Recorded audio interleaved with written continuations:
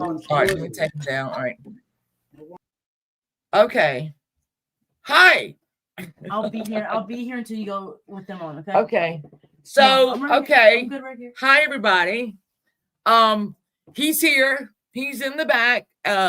PDX is in the back as well. So I want to thank y'all for coming. I do have one thing to play for my moderators. This is for you. So if things get a little hasty, Mr. Billings, I'm going to play this for y'all really quick. This is from my moderators. Are we ready? Now listen, men, and listen good. There's liable to be trouble out there today. We're liable to have folks among us who are here for more than just a good time, if you know what I mean. Now, the minute it looks like there's gonna be trouble, we got to nip it! Nip it in the bud! You get that? Let's hear it! Nip it! Right, so. There we go. Is everybody clear now? We got to nip it in the bud. Okay. So I'm going to bring up, here's PDX. Hi, everyone. Wait a minute. Mr. David Oman has just walked away.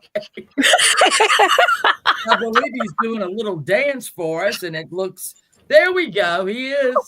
He's doing a little dance. Okay, right on. Still on those. Don't worry about it.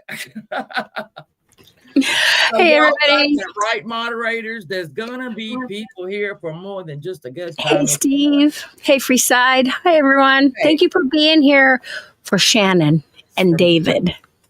And I'm going to introduce you now to Mr. David Oman. Okay. He is the owner of the Oman House. My daughter is knocking shit over on my desk. So hold on just a second. And there he is. I did not know I could do this. Voila. But now me and David are right beside each other. Okay. All right. So I've been nervous all day. So bear with me. All week. Like notes, that I have down here. Now I have watched videos. I have watched the shows that you've been on. I have watched probably everything there is on you. And I am fascinated with you. I'm fascinated with the whole thing. And so one of my very first question that I want to ask you is, so when y'all built the house, your father bought the lot. Right. My father and I bought the lot. Yeah. Right. And y'all were like builders, right? Y'all were construction. And yeah, my father was a builder, right. So you built it. And as I've read through what happened during the construction, which a lot of your help were like, no, we're not doing this anymore, with the things moving and all of that. And I want to know, first off, that night, the first night you were in there, and you open up your eyes, and there is a man motioning up the street. What goes through your mind right then? Well, that's unfortunately not exactly accurate. That wasn't the first night that I had lived here when that happened. That was, I moved in August of 2002. That was in July of 2004. So things were calm, though? Things weren't calm. There was stuff happening during my first visit, but I mean, that incident, that's like, example, the TV show My Ghost Story compressed a lot of what took place here in literally the first 2 weeks. And I was like going, hell, and I had like, every time we've had a premiere or a show that's aired, the first time it's aired, we've always had like a little gathering of people to watch it. And I'm watching it for the first time. I'm going, and my friends go, that didn't happen. That didn't happen. I said, no, it didn't. And I said, look, I said to my friends, I said, had that happened the way it showed in the show, I don't think I would have lived here either. I mean, but the fact is, it was like the compression of time and the incidents. It felt like the activity that they've showed in the show had taken place over the course of the Yeah. first 2 weeks of me living here. And it's like, Right. Okay. for instance, and there's one person, Lorraine. I didn't meet Lorraine until 3 years later after I moved in. Okay. I didn't meet Alma Carey until 2 years after I moved. Well, guy, it sounds like that. So, the way it was shown on that show, and that, I mean, again, I've been on 10 different TV shows, but that one in particular sticks out because I said two things pissed me off about the show in a sense. Thank you. Three things. The spirit said there's only two things. It's like spirits. Well, I remember it well because I told the producer, I said, look, I'll allow you to shoot your reenactments here in the house. Right. Because you're not going to find another house that's designed like this that's going to translate well into what you're going to produce on your TV show. I said, secondly, it's kind of a unique design since it sits on a slope of a hill and your first floor is on the top floor on street level, and then each subsequent floor is below that. I said, it's just not the same. And they said, oh, we can't do that because we are a Canadian production company, and I'll never forget this, and we have to shoot the reenactments in Canada. You can. And I was like, and I said, furthermore, I said, look, I'll be happy to play myself in the reenactments. Right. Here's the kicker. This is the second thing that irritated me. I sat down, I watched the episode, and we had people. I said, oh my God. I said, Jeff, he looks pretty goddamn close to you. I said, Kashmir, she looks pretty close to you. I said, Alma, she could pass for you. You know, it's kind of good. I said, but me? Where the hell did the train go off the tracks when they cast me? This guy's got this receding hairline. He's like, the budget ran out. I mean, it was like, you couldn't get somebody that looks more like me. You got some guy that looks like an old, let's not get into it. It was just, I said, casting, I go. And the third thing, of course, was the compression of time. Yeah. Everything felt like it took place within the first 2 weeks. And I'm going, I didn't meet her until 2 years. I didn't meet her until 3 years after. Yeah. It made it sound like it was like the first week. Yeah. It just everything went to hell in 1 week. And you were like, well, okay, we'll just stay. Yeah. And it was like, that's not how it happened. And, you know, I mean, it's television. It has to be dramatic. Yeah, it has to move properly. Taking dramatic license and not saying that this was, you know, at least saying 6 months later or a year later. Yeah. Oh, no, we can't do that. That'll disrupt and destroy our view of how much tension. I said, tension, you're full of shit. You're creating a story that didn't really happen. And you're not going to have to deal with the fallout. I told the producers, I have to deal with the fallout of explaining your misrepresentations in the show. It didn't make sense. I had gone on because I don't know. I assume that everybody knows the 10050 Sharon Tate murders. We went through it. I went through it Monday. Just again, some people might not be as into it as I have always been. So they pretty much know what happened there. And then fast forward, it's been 57 years. 56 years since that happened. And I was watching there's so many. In fact, let me just say this, in the description, we have David's website is there where you can buy his book. We also have the movie that is there. You can rent. It's very good. I watched it last night twice. Oh, really? So you rented it. All right, now I know. I did. I rented it, and then I watched it twice. Yeah, and I've got. How did you like your book. In fact, let me show you. Hold on. There it is. That's what the book looks like.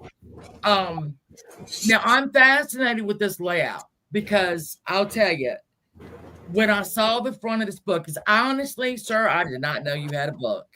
If I'd have known that, I'd have had that book in my library, but it's going to be there soon. Don't worry. Because Rudy Valentino and Falcon Layer is another obsession of mine. Right across the way from me, so long as it's there, that is. Well, see, he was an obsession. His life ended abruptly. And then my favorite girl, Doris Duke, my favorite heiress, bought it, renovated it, and then ultimately died there. So when his horse stables were at 10051. That's the entrance. And I just want to show it really quickly. This is the Falcon Lair. And I'm going to show you in a second how close this is. That's This is his. Valentino had Arabian horses. He loved them. He was he was feeling his oats. But this is a route. All right, too. It's very close today, but this is how close you can tell. Right. Here's Falcon Lair. Right here. Well, you can't see, but it's right here on the left, right? Yeah, that white building up top. If you look over to the center of the screen, that's David's house. And if you look to the right, that is what is now built on 10066. They changed the number. So it's that close. When I saw Valentino on the front of your book, I'm like, oh, okay. I get it now. Okay. It's very and I, of course, got Sharon. I looked up Jack Johnson. Jack Johnson is the man that's also on the front of the book. He was the first African-American world champion, boxing champion. He had a very interesting life. Colorful life. He only went to school for like 5 years. And then worked. He was little scrawny. That changed. And then what got me, what I really loved about this was that he opened up after his boxing career was done. He fought a white man. He fought a white man in 1910, and he beat the white man, and there were riots. They were called the Jackson Jeffries riots all over the country. Can you imagine? He didn't let that bother him too much. Jack Johnson kind of just let. He was quite a character, and I can see now. I know the place you had I think you have his boxing gloves. I used to have one of the largest private collections of memorabilia of Jack's, including a personally hand-signed letter of his to James J. Jeffries calling him out. One of only one known in existence. I had 3 or 4 pairs of boxing gloves signed by him. I had about 25 autographs, but unfortunately that has all been, let's just say it's been all liquidated. And the reason why these 3 people appear on the cover of the book is because all 3 of them have been visually seen by other people than me. Right. In the house at different periods. One person, Al McCary, my friend, saw Sharon Tate where I'm sitting right now. She saw her as a person, thought it was my girlfriend. And when I came back in the house, we were just setting up for the 35th anniversary investigation here, some 20 years ago. And 21 years ago, in 2004. And she was sitting here, and she turns, and she saw this woman walk from there out, stop, turn and look at her, and then walk down the staircase that way. And she goes, oh, I just saw your girlfriend. I said, my girlfriend? And this is the first time Alma had ever been here. And she was totally unaware of the location of the house. We didn't mention a word of Sharon Tate's house down the street or anything. And she was psychic. And Alma said, she goes, well, she's about 5'6", long blondish brown hair, middle of her back. She was wearing a mini skirt and like a white blouse. And she had very shapely legs, tan legs. And she said, she looked at me and she smiled and she acted as if she owned the place and decided to then walk down the stairs. And I said, my girlfriend is 5'11", 6 foot tall. She has chestnut brown hair. She is not here. She does not believe in ghosts. Oh. She has no interest in being here tonight, and that's why she is not here tonight. And Alma said, no, I saw her. And we went through the house, and there's only 2 other entrance exits in this house, one on the 2nd floor and one on the 3rd floor, and that's it. So we went down to both the second floor exit and the third floor exit, and both of the deadbolts were on. And you can only deadbolt them from inside. And if y'all don't know, but all right, so and I showed y'all this money. I can probably show you again in a minute, but David's home is on. There's a long winding, I guess. Private drive. It was a private drive that went to 10050, and David's home now is about 150 feet From the gate. Yeah. Yeah, the gates. That's So there right now. at that gate is where Stephen Parent was murdered first on his way out. Then I showed y'all that reenactment where they went around. I don't even like to name the people that did it because No need. So another thing that I thought was very interesting about them being in your home, that was the only way out. So I think when Abigail and Bocat came out, the only way out was that towards your house, towards that part. There's no way out. No. So the fact now that they're there, and I keep Who's talking to you, Dave, or did they knock over a trinket? No, Reggie's sitting here panting like he's got to go out the front door and take a leak. So Go ahead.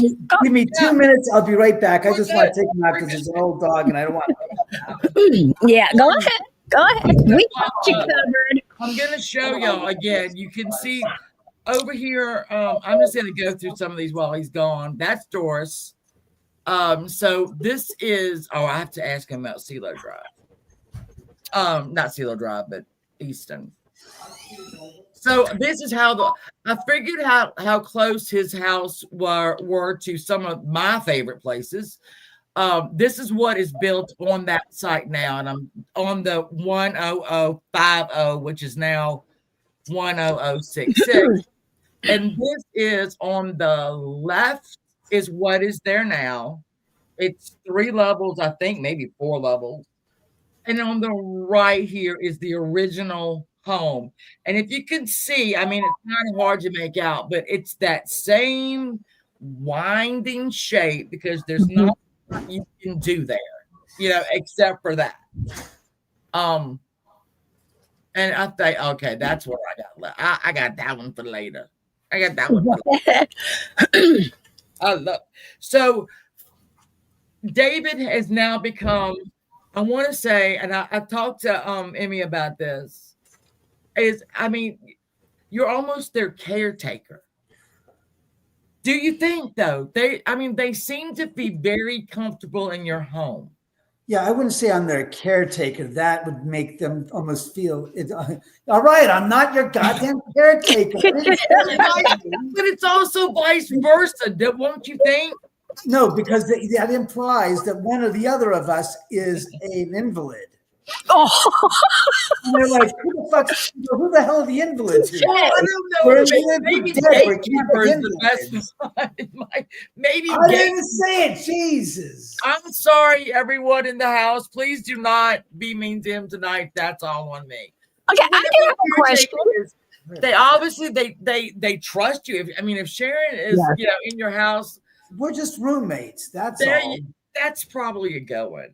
Easiest way to say it. I share the space with them. I don't see them. But I mean, for all intent and purposes, they're like unseen roommates. I don't really have to worry about them. Let's be honest. There's stuff that happens here that I go in the middle of the night going, all right, I heard that. I don't know what it is. I don't know what it is, but I heard it. I mean, it happens all the time. I mean, for instance, this morning I woke up about 6 and I was like, and I'm looking up at the ceiling and I'm thinking, all right, there's a cat next to me. I only have, right now at this point, I only have 2 cats. Hi, Tricia. Hi, everyone coming in. I was saying hi to everyone, but I do have a question really fast. So the last time we talked, you had like 28 or 33 cameras. 30, yes. Okay. Do you still have that many or do you got more now? The system will only handle 32. And where am I going to put these other 2 freaking cameras? The house is in the bathroom. Wait, what? We follow you through your day. No, thank you. I know that would be horrible. I would say, what is David doing right now? Let me hit a camera. Oh, there he is. Also, a fun fact about David, he's an That's amazing barbecuer. So, Is he? Shannon, when we go stay the weekend with him, Yeah. we're going to have barbecue dinner. I don't know. You know what? No, here's the thing. you don't know what. I don't know. I was going to ask you. This. But you're still going to, then ask, please. Have you You're ever- going to, you're not going to. It's like, I was going to ask. And said, so you're not going to ask them. Okay. No, I'm going to do it. now. She's going to do All it. right, Okay, so I you're know- going to ask what? Yes. He that. has investigators come, and he has groups that come, and he can lead you. He can. I mean, there's again on the website you can find out if you want to go there. He's got packages and whatnot. Have you ever been standing outside and somebody pull up and you look over and go, honey, you ain't ready. You ain't ready to come in here. Or do you just say, come on in? Come on in, dummy. I'm not a soothsayer nor a preacher, so I really couldn't act like that to begin with. That would So be out of my realm of expertise. I can't imagine that you do not belong. No, Well, Jesus you're not says that- you do not belong here. You're a heathen. I mean, someone that is just, you can tell is not ready for what they're getting ready to do. All right.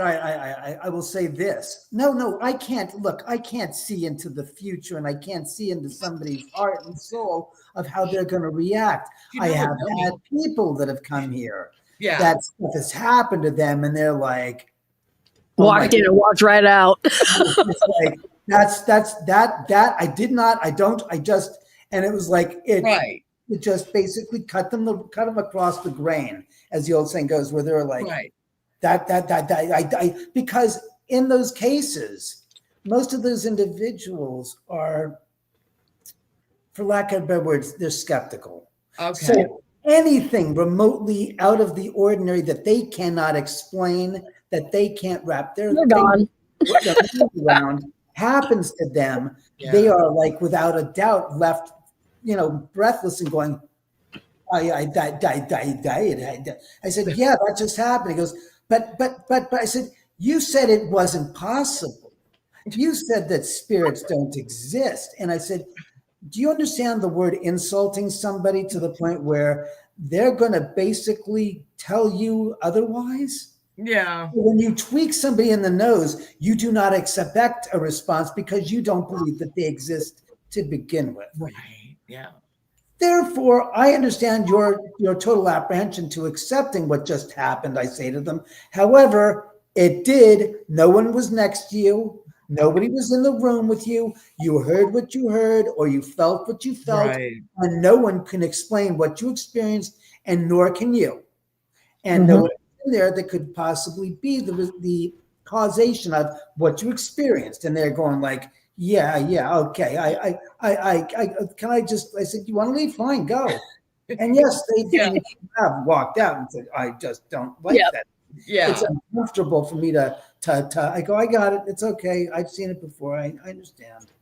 Yeah. Well, I mean, I believe there's things in this house that bug me. I call it a little asshole because it'll mimic my children's voices and go, Mom, and they're not here. And I'm like, aha, you're so funny. We're like, what I do is I call them out and say, if you find that so amusing, can you figure out what you found so amusing? Can we just cut the crap?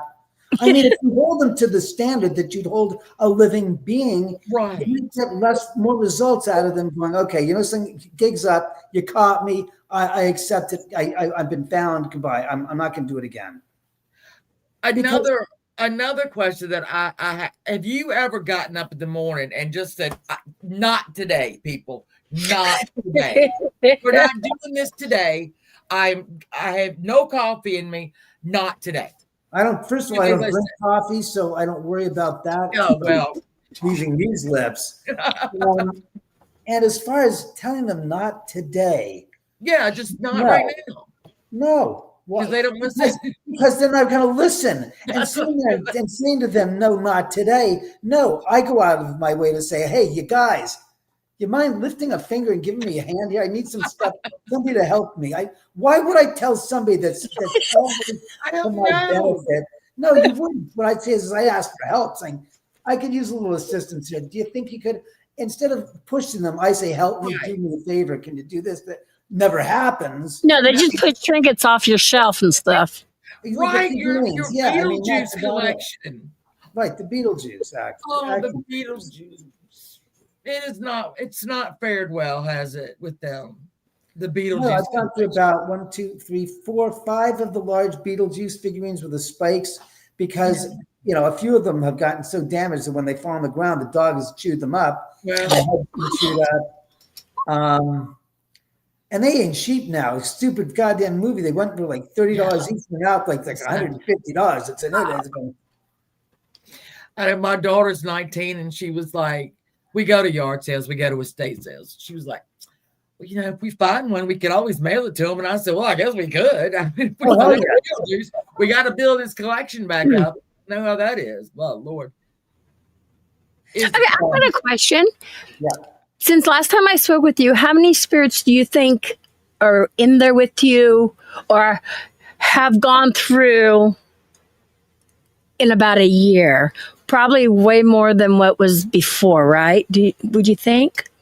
I would think, but I don't have a statistician or I have like more importantly, I don't have a registry book. So when spirits come in, they sign in. You should. Against book.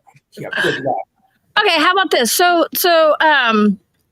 tell everybody, who are the main spirits that stay there with you? Well, the ones that we assume. Again, I can only assume what I think. Right. I can't say, yeah, they're here all the time.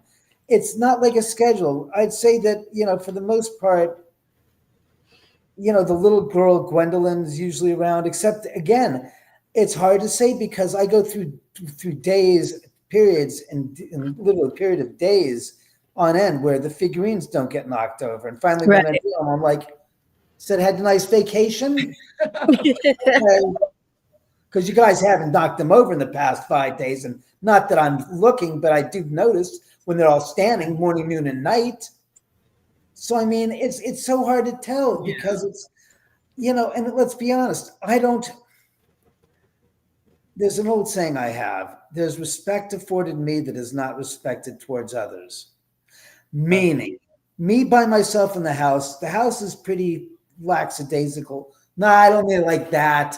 Don't go out of your way to shoot me in the head, This is happening now. They're pretty much chill when it's me by myself because it's like, oh, David, we don't have to, David, what are we going to do? Unless there's something that's pressing, that's something that I need to be aware of. Okay. Unless it's something that's like, David, be careful of this or something. Usually it's pretty, I don't want to say copacetic, but it's pretty routine. It's nothing that's that like, oh my God.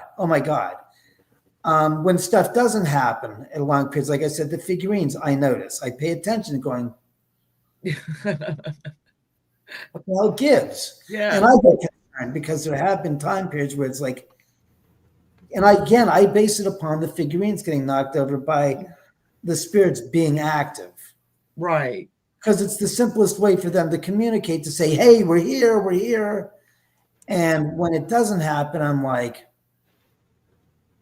and again, it's October. So I'm like thinking that maybe it's because I haven't had any visitors. Oh, you haven't?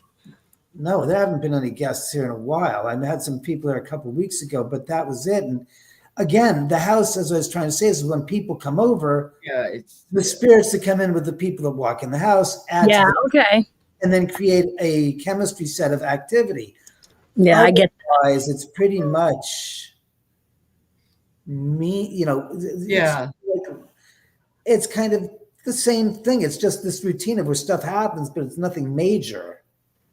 To you. To me, yeah. To me, I would be jumping out of a window. Well, again, I don't hear them talking all the time, but there are times when I've heard the voices going. Yeah. let's watch the cameras and see what I've heard. And it's like, oh my God, there was a bunch of action going on there.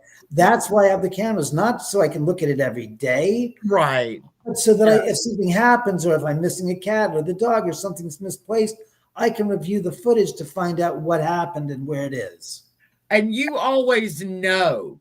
That's one thing when you go back and watch any of the investigators that have been there, you will, I mean, your head will snap over, and you'll hear it.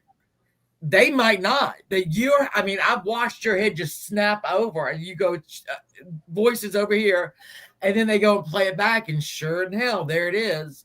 Yeah. Or the cold spots that sometimes you feel and someone else doesn't feel until they, kind of get in your area. I've seen that. I've watched that a couple of times. Oh yeah, it's happened when people have walked through and it's like, I said, I feel him. Then they walked through and said, oh shit, it is. I said, yeah.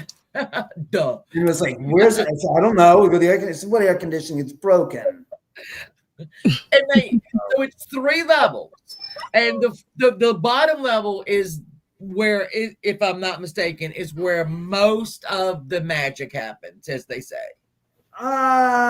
Everybody wants to find a certain particular spot in the house that's where's the most active. I go, honestly, every time I try to put a thumbtack on the map, on the board, it shifts around. It goes, okay, throw out that thumbtack. It's now, it's, as Barry Taff had said, Dr. Taff had said, the houses constantly have the energy flowing through it all fluidly through.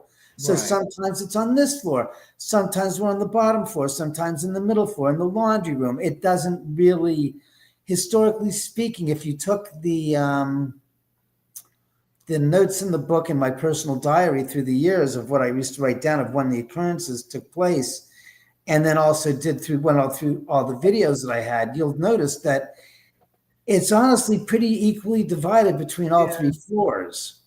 It's kind of strange, but in a sense, most dramatic stuff has happened there's been dramatic stuff on each floor. That's what I'm trying to say. It's I'm trying to think, well, no, I've had that. That's what I said. It's kind of the whole entire house has itself. Yeah. The little bathroom behind me on this floor, we've had stuff happen. People have been locked in there by themselves. At that same point, the trash cans were dancing around. Somebody was in there and the faucet turned on by himself. So, those are pretty substantially dramatic incidents that have taken place on this floor in that room alone. Yeah, I'd seen I think I've seen that a couple of times on some different, on the shows. You've had a lot of shows. You have had a lot of paranormal shows, and I have them written down. There's probably not one you haven't had in there. And I've watched people not want to go back in. These, seasoned investigators come, and then they're like, I'm not going back in there. Not doing it. And you live there every day, and I guess they show off for you, I guess sometimes. If I was a spirit, I would show off every now and again. I plan to do that. Every now and then is once every couple of years for me. Oh, okay. Well, then that's all right. But for the most part, no. It's like I said, and it's not no, don't show me anything, I'm going to freak out. It's no, I have no problem with it. It doesn't bother me. It doesn't go, oh my God. It's oh my God, my ass. Cut the dramatic. Zach Baggins, does that count? That doesn't even count. That's just his TV bullshit. Yeah. Well, I was going to ask about the, I know I'm not going to mention a name, but I know some investigators have come in there and tried to provoke. Oh, I will say it. And I would say, yeah, I would have been absolutely irate because you can do that and then leave, but I'm here. They're still pissed off. Let's be serious. Do you think the ghosts don't have enough of a clue as to who the agitator was? Hell yeah. Let me clarify something. What you just said about that specific incident and what I just said in response. As a matter of fact, the spirits did know who did that and did end up messing up the crew. Zach, Aaron, and Nick were sick in bed after they were here at the house when they shot that episode. Right. For 3 days. And 3 nights they were bedridden in their hotel room or But room. they asked for it. And they were sick as dogs. And I remember this because I called up the producer and I said, Jeff, I goes, so how are the boys? He goes, they're sick as dogs. I said, what do you mean? They're sick. They're in the hotel room, bedridden. It's like, what? Yeah, after the visit to your house. And it's like, for 3 days and 3 nights. And of course, Zach didn't mention it because he only lasted 3 hours in the house as well. Oh, really? The 6-hour lockdown. That whole episode is horseshit. That episode is so much dog shit as far as the time schedule. They left here. They started at 10 in the evening and they closed out at 1 in the morning. Everything after that on the time code on that show is absolute fraudulent BS. Huh. I know. I was here for the next hour cleaning up the house after they hightailed it out of here. Scared. Oh. So then it was 3 in the morning. It's like 3 in the morning. You guys weren't anywhere near this house. Chicken. You were at the Hilton throwing up, you little assholes. I think I have video of it on my phone somewhere of that, from back 13 years ago. It was like 3 in the morning. He said, you guys were at 5 in the morning. We're 5 in the morning. You were nowhere near here. You were hours. That was so big, the lockdown. Nobody was getting out of that house. But yeah. Well, lockdown. It's called the lockdown. Yeah. 3 hours of a 6-hour lockdown, and they call themselves professionals. Well, yeah, by then they were seasoned. In the beginning of that show, I didn't mind that show in the beginning. Maybe the first two season, maybe 3 seasons. I agree with you on that. But the first 2 definitely were good seasons. Yeah, they were totally going around. And they were generally, excited. Season 9 was good. But then everybody got a little too arrogant. And I'm thinking, Hollywood. Yeah, they got a little Hollywood. But, they became too big for their britches. And I'm only speaking of one in particular. I know. One of them doesn't have much of an intelligence, let's be clear. One of them said to me, time out, one of them, and we know who we're talking about when I say this, we know. To me, I openly asked for spirits to occupy my body and share my space with me. Yeah. I said, what? That's what Aaron told me on the balcony. He goes, I openly asked for spirits to inhabit my space with me. I'm going, I said, sure, Aaron. I said, first of all, to me, the first thing I heard was like, that's the ultimate act of self-disrespect. You have no self-respect if you are doing that, because it's not the idea that a spirit's going to occupy my body, I thought. That's not important because it won't. It's the second level of that, the deeper thought and causation that scared me, is that if you are doing that, in a sense, you are asking for a parasitic relationship to involve yourself with. Exactly. And someone you're looking for somebody, you're looking not for a ghost, but there are people that would do that and jump into your body, figuratively speaking, and you physically, mentally, and emotionally, and financially.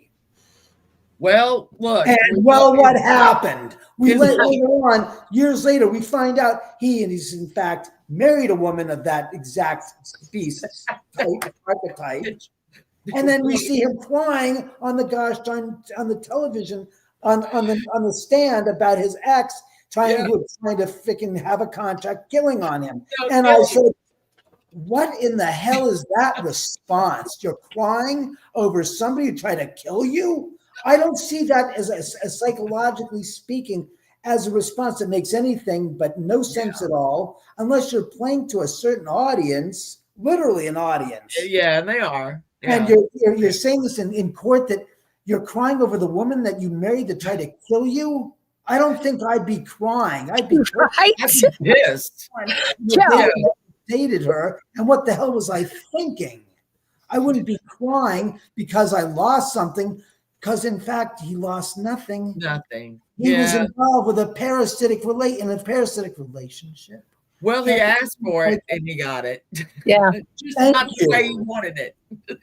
Well, he divorced his first wife because there was issues, and she thought he was being. This is Aaron, that she thought he kept bringing something home with him, so she just didn't want to be part of that. Nick too. The one, is it Nick?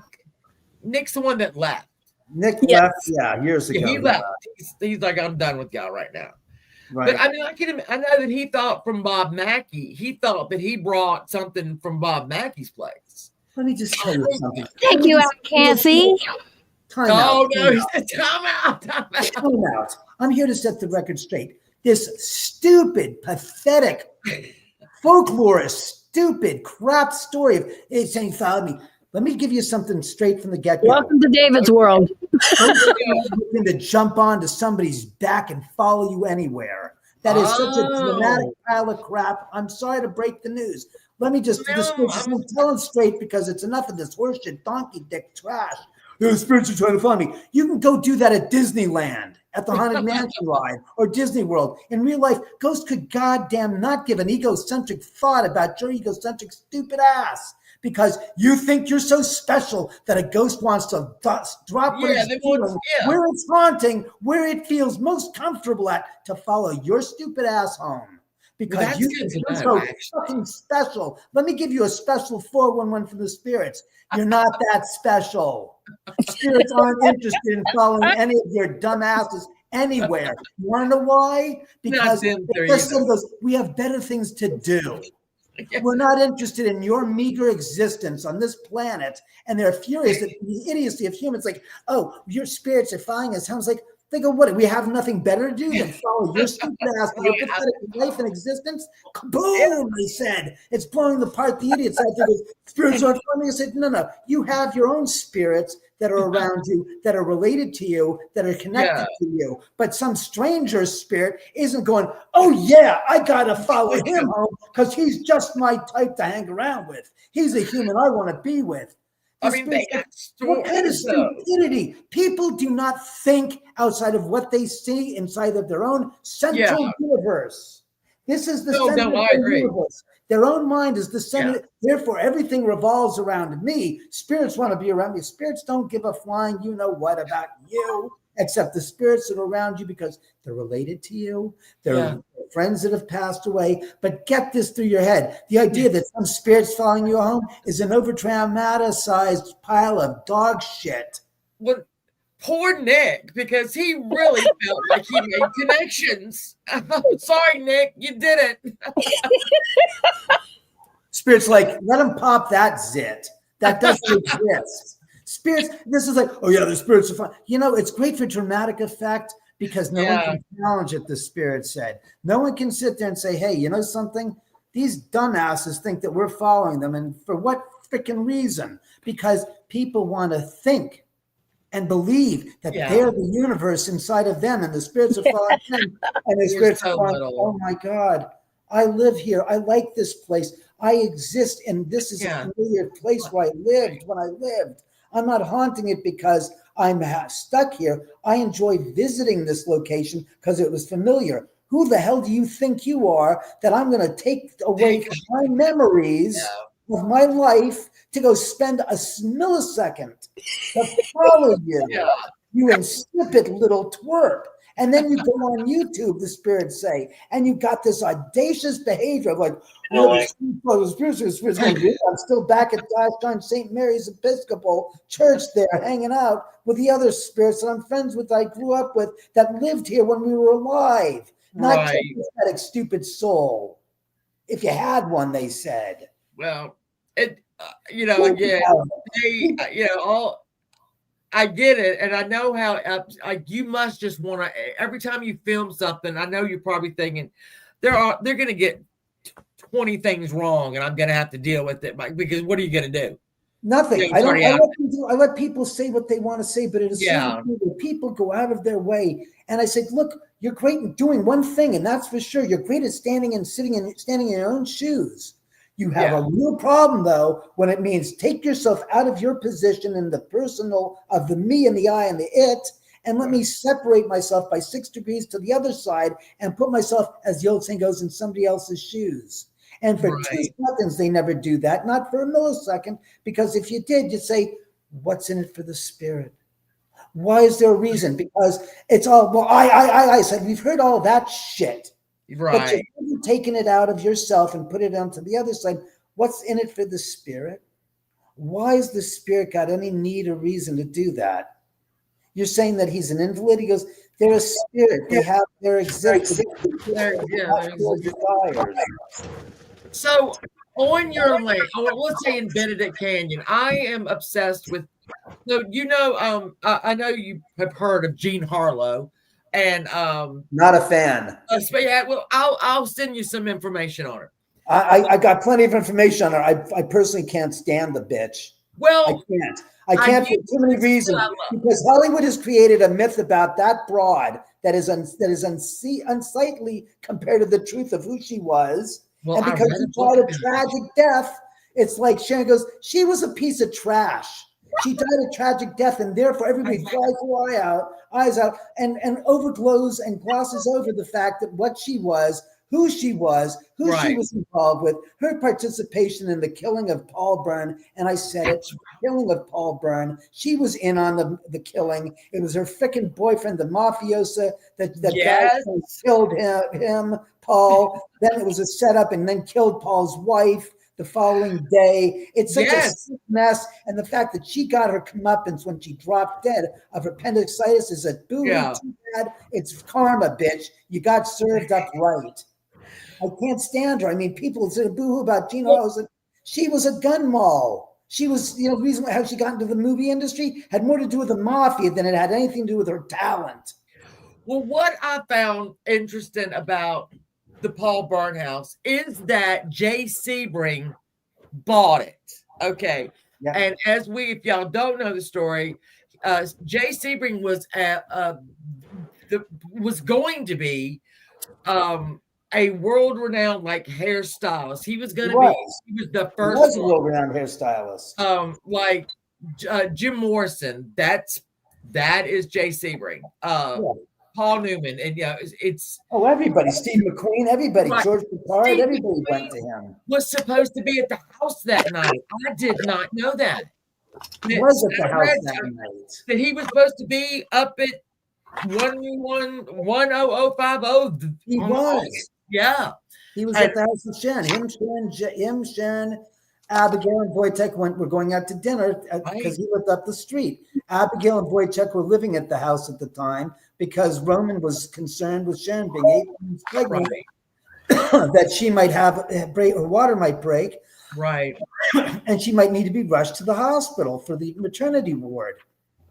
And Abigail and Wojtek were living there for the summer because Sharon and Roman were living outside the country, or if I'm not mistaken, and they were out of town working on a movie. So when Roman came back, Sharon came back, and Roman said, "Look, Abigail, Wojtek, stay here. Well, when I come back, you guys can leave. But in the meantime, keep an eye on Sharon. If her water breaks, you can rush her to the hospital faster than an ambulance can get here." So they did he trust her and Jay Sebring? Yeah. I thought so too. I think that they did love Sharon and Jay because they were engaged at one time. And I think one of her first paranormal experiences was waking up to Paul Byrne. Yeah. And then stumbling down those steps and seeing a woman with this is what I know, with the rope around her neck, which would have been a premonition of her own death.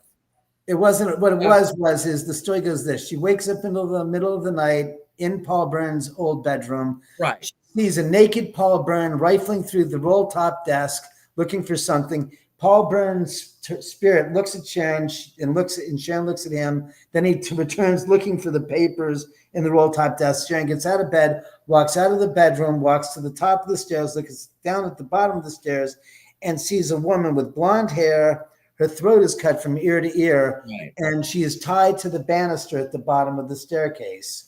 She then proceeds to walk down the staircase past the apparition, which is still there.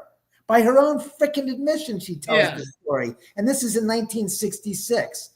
So it's 3 years before the murders sometime. And she goes into the bar and she starts making herself a drink. And then she's drinking and she starts picking away at the spot on the wall where the wallpaper is. Right.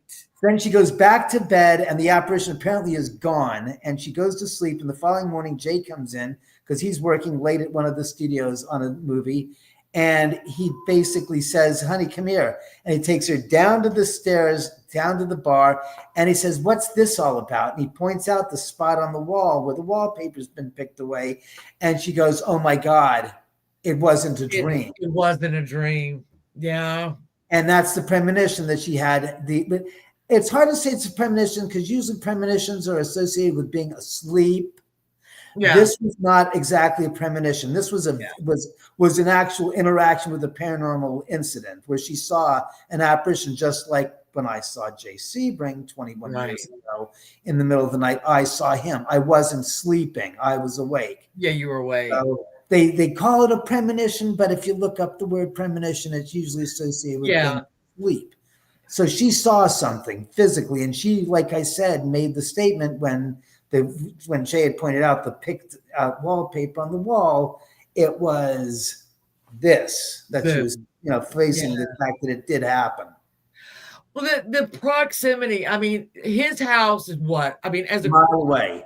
It's a mile, and I did it even like as a crow flies. I did that. It's very. It's pretty close to a mile. I drove up to where it is, and it's a little over a mile, but it's really close. I mean, it's very close. You go from I forgot the name of the goddamn street.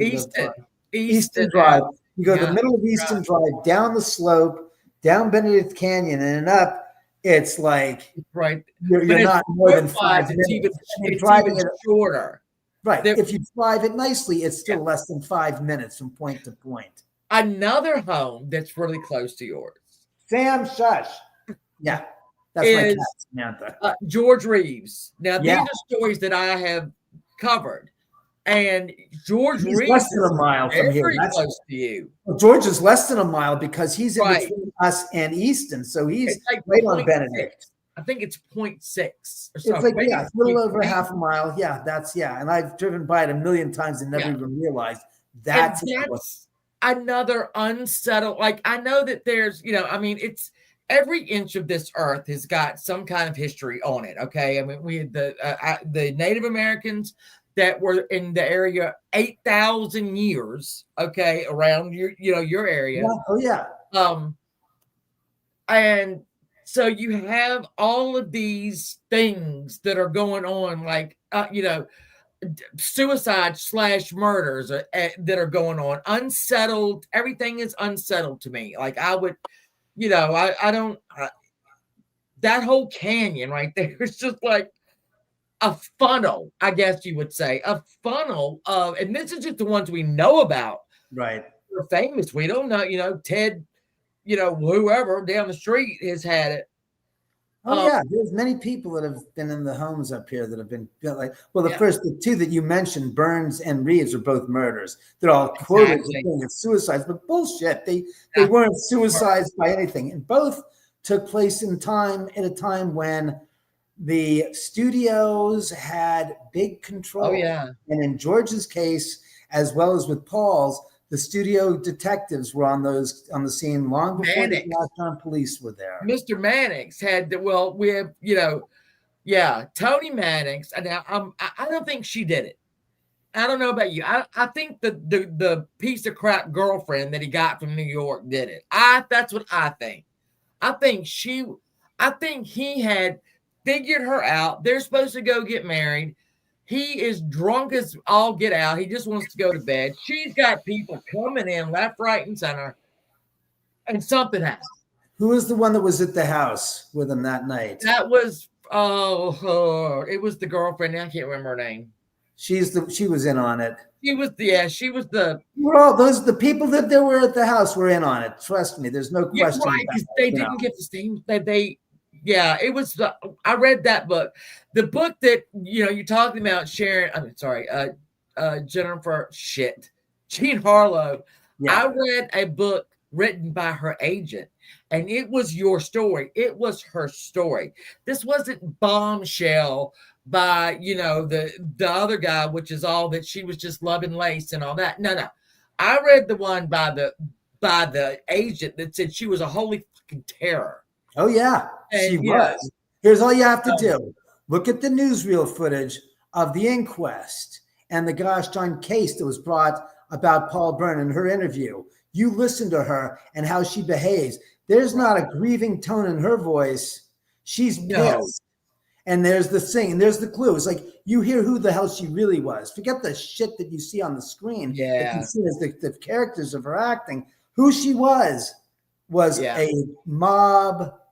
She was a mall for the mob. Well, that damn stepfather of hers. That damn stepfather. There's a picture of him as she hated that house. All right, this is what I know. Paul Byrne built that bachelor pad. This was to his specifications. It was everything because he was in love with Barbara Lamar, but who had by then had already passed away. But in the day, I don't know what possessed. Apparently, she pursued him, which 22 years older than her. Okay, she had daddy issues, but that wasn't the daddy issues. It was cold, calculating, manipulative. As you'd say, ladder climbing. That's all it was. She was ladder climbing.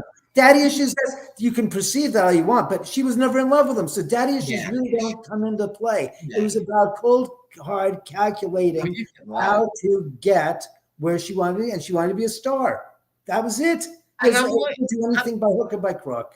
I'm thinking about him, and I'm thinking about the second husband that was a cameraman. And there is something very vacant. That was the first husband, wasn't it? No, the first husband was actually a kid in school. She got married, like 15 or 16 when she left the school.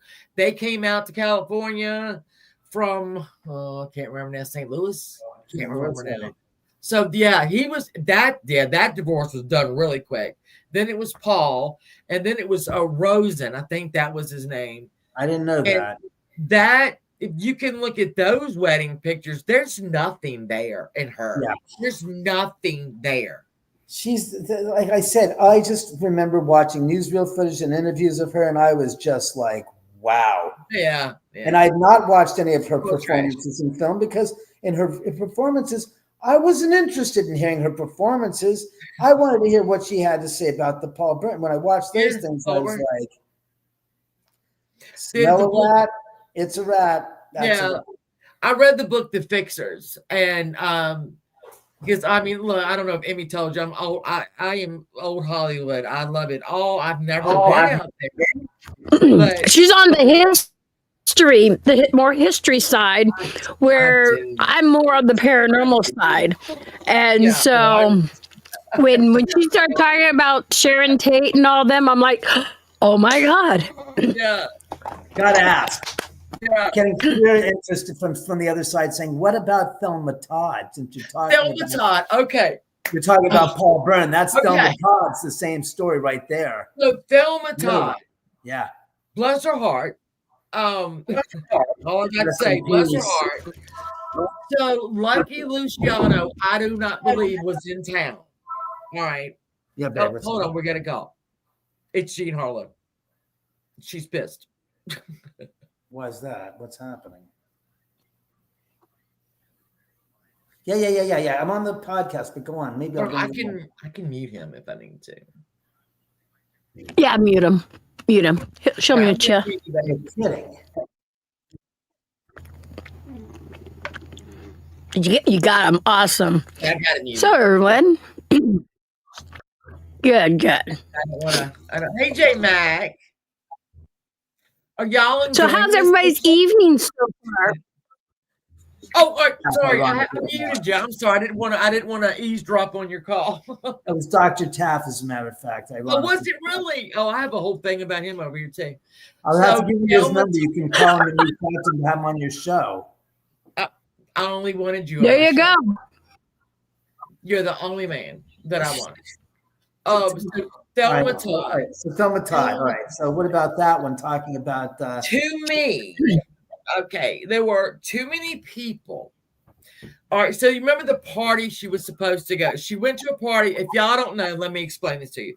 Thelma Todd was a actress. She was a comedy actress. That's she fell in with the mob. That mob. And she had a place called Thelma Todd's Cafe. It's still there. She lived there with her boyfriend. Let's just say that he was married. His wife lived way up the hill. It's a thing.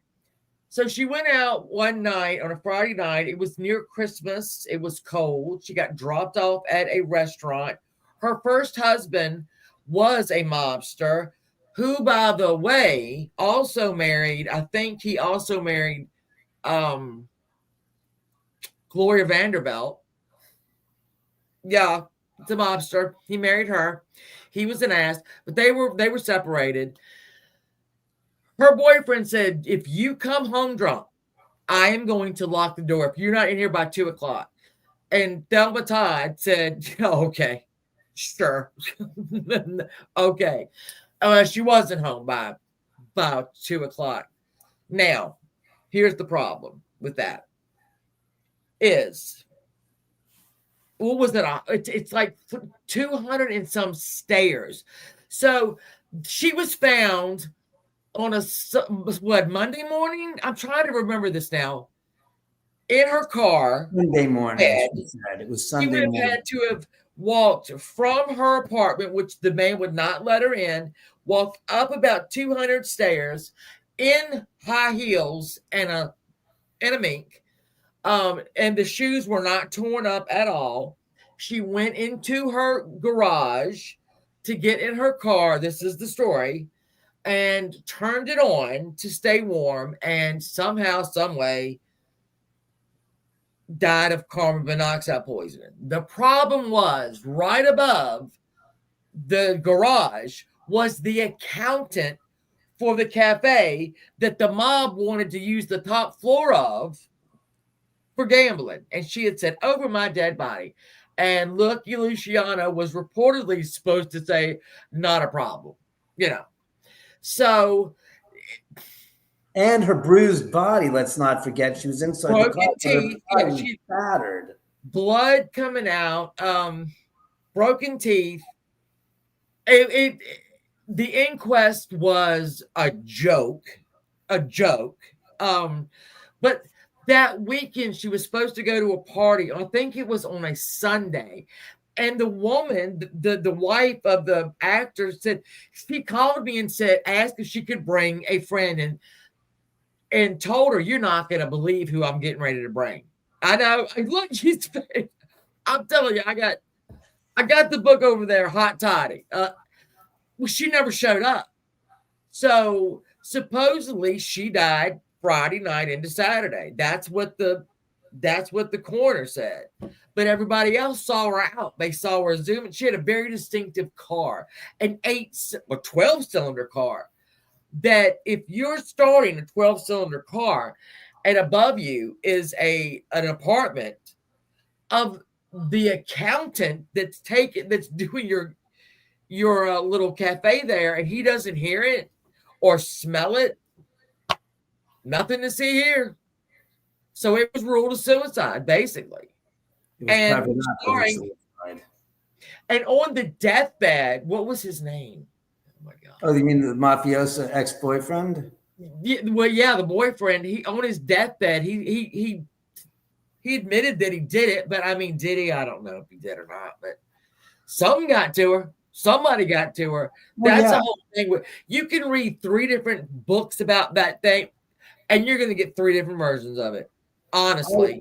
Just go by the facts. That's all you need to do. Yeah, look at the autopsy, look at the police report. You gain your own insights from that. It's the stories are the stories, but we know that somebody whacked her, and it wasn't. It was not. It was a mafioso whack. It was a hit. It was she was not going to let them go up there. They wanted. It's a 3-level. It was a 3-level cafe. If you look up Thelma Todd's Seaside Cafe, it's still there. They had her and Ronald. It's gonna kill me now. I know his name is Ronald. They shared the very top. He was married, but it had like doors that pulled together so that it wasn't they weren't living together because they could. But that's another. So smart businesswoman. She was very, very smart. Well, outside the fact that she got whacked, she did get she was whacked. An entrepreneur. She was the exact antithesis of Jean Harlow. She was a good actress. She was a funny Yeah. person. She was She a was gonna nice be a person. teacher. She was conscientious. Yeah. She was a smart businesswoman. She Very did, smart. she did, in 1930 something, that was not unheard of. A woman starting her own thing. That, that didn't really happen in the 30s. And she Not was in going to be a California. teacher. I mean, she wasn't dumb. She was like, No, and she was a again, smart girl. contracts and things that were being, hashed out. She won't dumb. Yeah. So a lot of A lot of you doing PDX. I was coughing, but I was trying to mute. But there is a question. Mama T says, David, have you ever felt anything evil in your house? No. Besides Zach People Began. wise, yes. People, yes. Living people, yes. I've experienced that a few times. Dead people, no. I've never experienced anything evil. That was like, I was like, really, you serious? You trying to play Beetlejuice on steroids or something? No, that doesn't fly here. No. I was talking to Amy before this. Do you feel like you were? I'm sorry. I have to say there is something that came damn close to that. But again, it has to do with a living person and what happened in the house. And again, this is a story that took place Right. a few years ago when I was shooting my ghost story. I think it was my ghost story, wasn't it? Yeah, my ghost story. As a matter of fact, was it Paranormal? Might have been Paranormal Witness. I think it was Paranormal Witness. I had to be interviewed out at Universal, and when they were doing the interview, I remember vividly. My car, it was pouring rain outside. My RAV4 sunroof was stuck open, and I couldn't close it. So I called the production company. I said, "Look, I'm having a little problem." I said, "I know you offered to get me a pickup to ask me to pick me up and take me to the studio to be shot to have the interview done." I said, "I'm going to have to, even though I said no before, I'm going to request it now because I just went to my car. My car's sunroof will not close. And as you see outside, it's pouring rain." So they sent over a kid to pick me up to drive me over to the studio to be interviewed on camera. And on the ride out there, we were talking, and I told him about it. He goes, "Oh yeah." He goes, "Oh, that's fascinating." He goes, "That's kind of ironic." And I said, "What's that?" He goes, my acting coach. Yeah, he goes, "My acting coach is a guy named Steve Railsback." And the expression on my face went like this, like, most people wouldn't know who the hell Steve Railsback is. Right. But I'm old enough to remember a TV doc. It was a movie of the week called Helter Skelter from 1975. It was made. Never heard of it. And the guy who played Charles Manson was a method actor by the name of Steve Railsback. Not the method acting. Oh, no, that's important. Trust me why I'm going to get to that. Yeah. Steve Railsback, unlike everybody else who's ever played Manson, is actually a knockoff of Charlie Manson, meaning he physically is the same height as Manson, maybe an inch taller than Manson, 5'4", 5'3". He looked just like Charlie Manson, and he got so into the role that you could barely distinguish Manson from Steve when they were talking about this in Time magazine, about the transformation of the actor to becoming this character and this performance. And I'm like, "Oh, that's fascinating." So I said, "Look, when you drive me back to the house, when we come back," I said, "I'll bring you in the house and show you around." So we came back to the house after he drops after the shoot, and I show him around. And we're walking through the house, and the house is kind of like getting a weird energy to it, a charge. And it's not noticeable really until we go down the stairs to the third floor. And we're walking down the staircase, and I'd say about 6 feet from the landing, 6 feet above on the staircase going down, all of a sudden it's like I took a step and I felt my feet feel this energy, just like stepping into goo. And as I kept going down the stairs I kept on feeling this goo, energy-wise, just overtaking my body, so that by the time I hit the landing, I was basically in a 6-foot layer of just high-intensity energy. Right, yeah. And I was like, holy flying, what the? And we went into the theater room, and I'm like, it's not slight. It's intense beyond intense. And it's so intense that I'm just feeling like this, like charge, like electrical charge, just like zzz. And I'm like, oh, this is getting to be painful. And I said to him, I said, are you, I said, just had a question. I said, how do you feel in this room? He goes, he goes, I don't know. He goes, it's different than the rest of the house, though. It's intense. And he says to me, it's like, wow, it's just like so, just like present. And it's just like pressure. I can feel this energy charge around my whole body, but my head, it really hurts. And I'm like, we walk through the entire room and I'm like, there's a reason for this. There's a reason for this. And he's mentioning his acting coach and wanting to bring him here, Steve Railsback. And I'm like, I got to cut this short. I can't deal with this. This is painful. So we go upstairs, and as soon as we started up the stairs, we got to the 6-foot level. It started just like to dissipate, but it was still lingering. Go upstairs. I send him on his way, and I'm like, oh my God. I said, I've never in my life felt that intense craziness energy-wise. And it wasn't just me. Right. After that, he's calling me up, asking me if he can come to the house with Steve. And after a while, I stop answering the phone when I see that caller ID come up, because I'm like, whatever the hell it was that you brought in that's connected to Steve, yeah, this house doesn't like it. And if that's the way with you coming in, God forbid, that little him in to see what the hell that would do to the energies. And I'm like, no, I don't need to be told more than once. I am not going to venture into that foray ever. Right. And I never did. But it was like, it was palpable. And I wasn't, again, alone. I got somebody else's opinion, and his opinion validated my perception of what was going on. So to me, I was like, this is not good yet.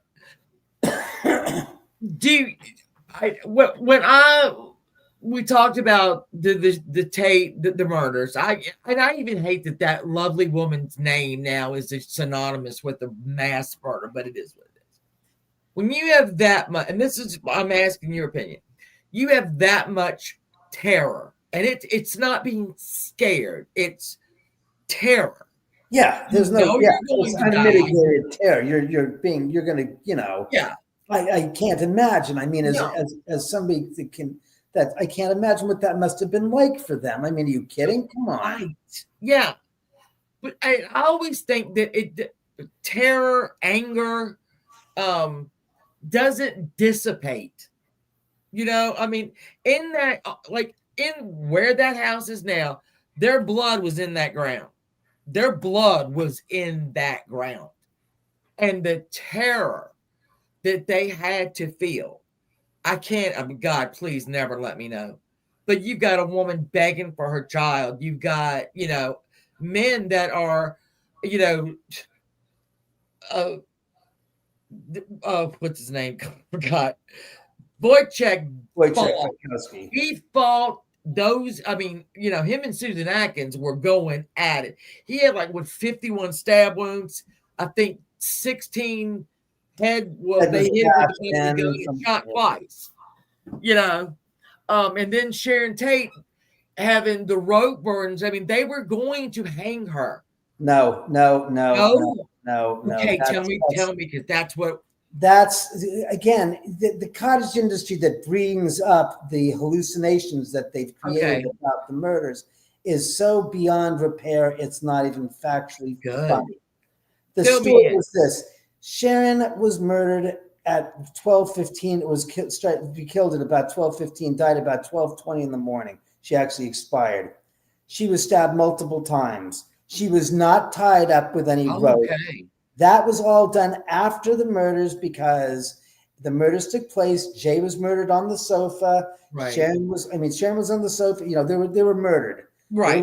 There. Floor. Sometime between 12:30, when the murderers departed the location, and 2 in the morning, early in the morning, somebody came back, or as we feel, 2 people came back to the murder site and went about staging. Making things different than they were when the murders were taking place. Okay. Left. We know this because there's a pool of blood at the front entrance of the house that only matches Sharon and Jay's blood type. Okay. So Sharon and Jay didn't go get up, drag themselves across the floor, stop at the front door and bleed out, and then take themselves into the backyard. Because in the backyard, there's blood stain evidence and a trail that leads to someplace in the backyard, and there are no bodies. Oh. Blood matches Sharon and Jay's blood type. Oh, wow. Okay. So, and when Susan Atkins was talking to her roommate Ronnie Howard about the murders, she never mentioned anything about the rope being tied around anybody's necks and any of that, because they didn't do that. They didn't do that. Somebody, as I said, two people we know, and there's also witness testimony from 3 different separate parties in the area that heard the voices of 2 men arguing late in the evening around 1:30 to 2 a.m. And that corroborates the story as well, that there were 2 assailants that came in there. Even though Vincent Bugliosi, who a friend of mine produced a movie with years ago, was corroborating between was passing messages between me and Vincent. And I said, ask Vincent who was the responsible parties that came back after the murders to move Sharon and Jay's body and to put the rope around their necks to connect them together. Right.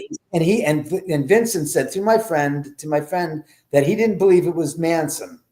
And I then said to my friend, well, tell Vincent, I don't know, who the hell got the most interest and desire to see the murders, first of all. Exactly. Second of all, who else is going to go there to the crime scene and do the disposition, to do the movement of the bodies? 3, why would Manson elicit somebody else to do this? And 4, the fact of the matter was, and we know this in the testimony, that Charlie said to the girls the following night, I'm going with you this time because I want it done right. Right, the LaBianca. There are no gosh darn Polaroid photographs that Manson's family, the members, Susan Atkins, Krenwinkel, and Tex Watson, are taking pictures of the crime scene. Yeah. How does Manson know squat? Sense, how does Manson know squat about the disposition of the crime scene? Because the police weren't actually putting this out on the gosh darn wires. So the fact that I said to Vincent, I said, well, Vincent, then who the hell did? And Vincent came back with response, I don't know. I said, I think I know. And I said, it was Manson. And Vincent shrugged it off. I said, it's not that difficult to figure out how that could have happened. Yeah. He wanted it gruesome.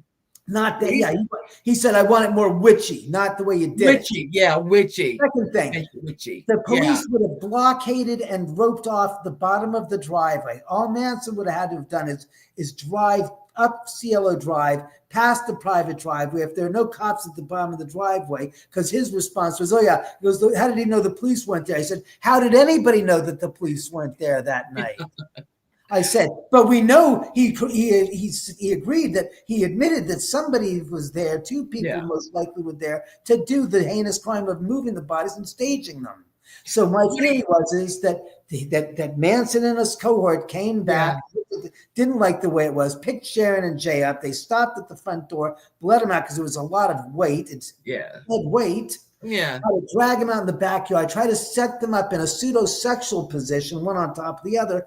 But because rigor mortis had set in, they were stiff as a gosh darn board, and you can't move somebody's body when rigor mortis is set in because it's frozen, just like they were in the position of when they died.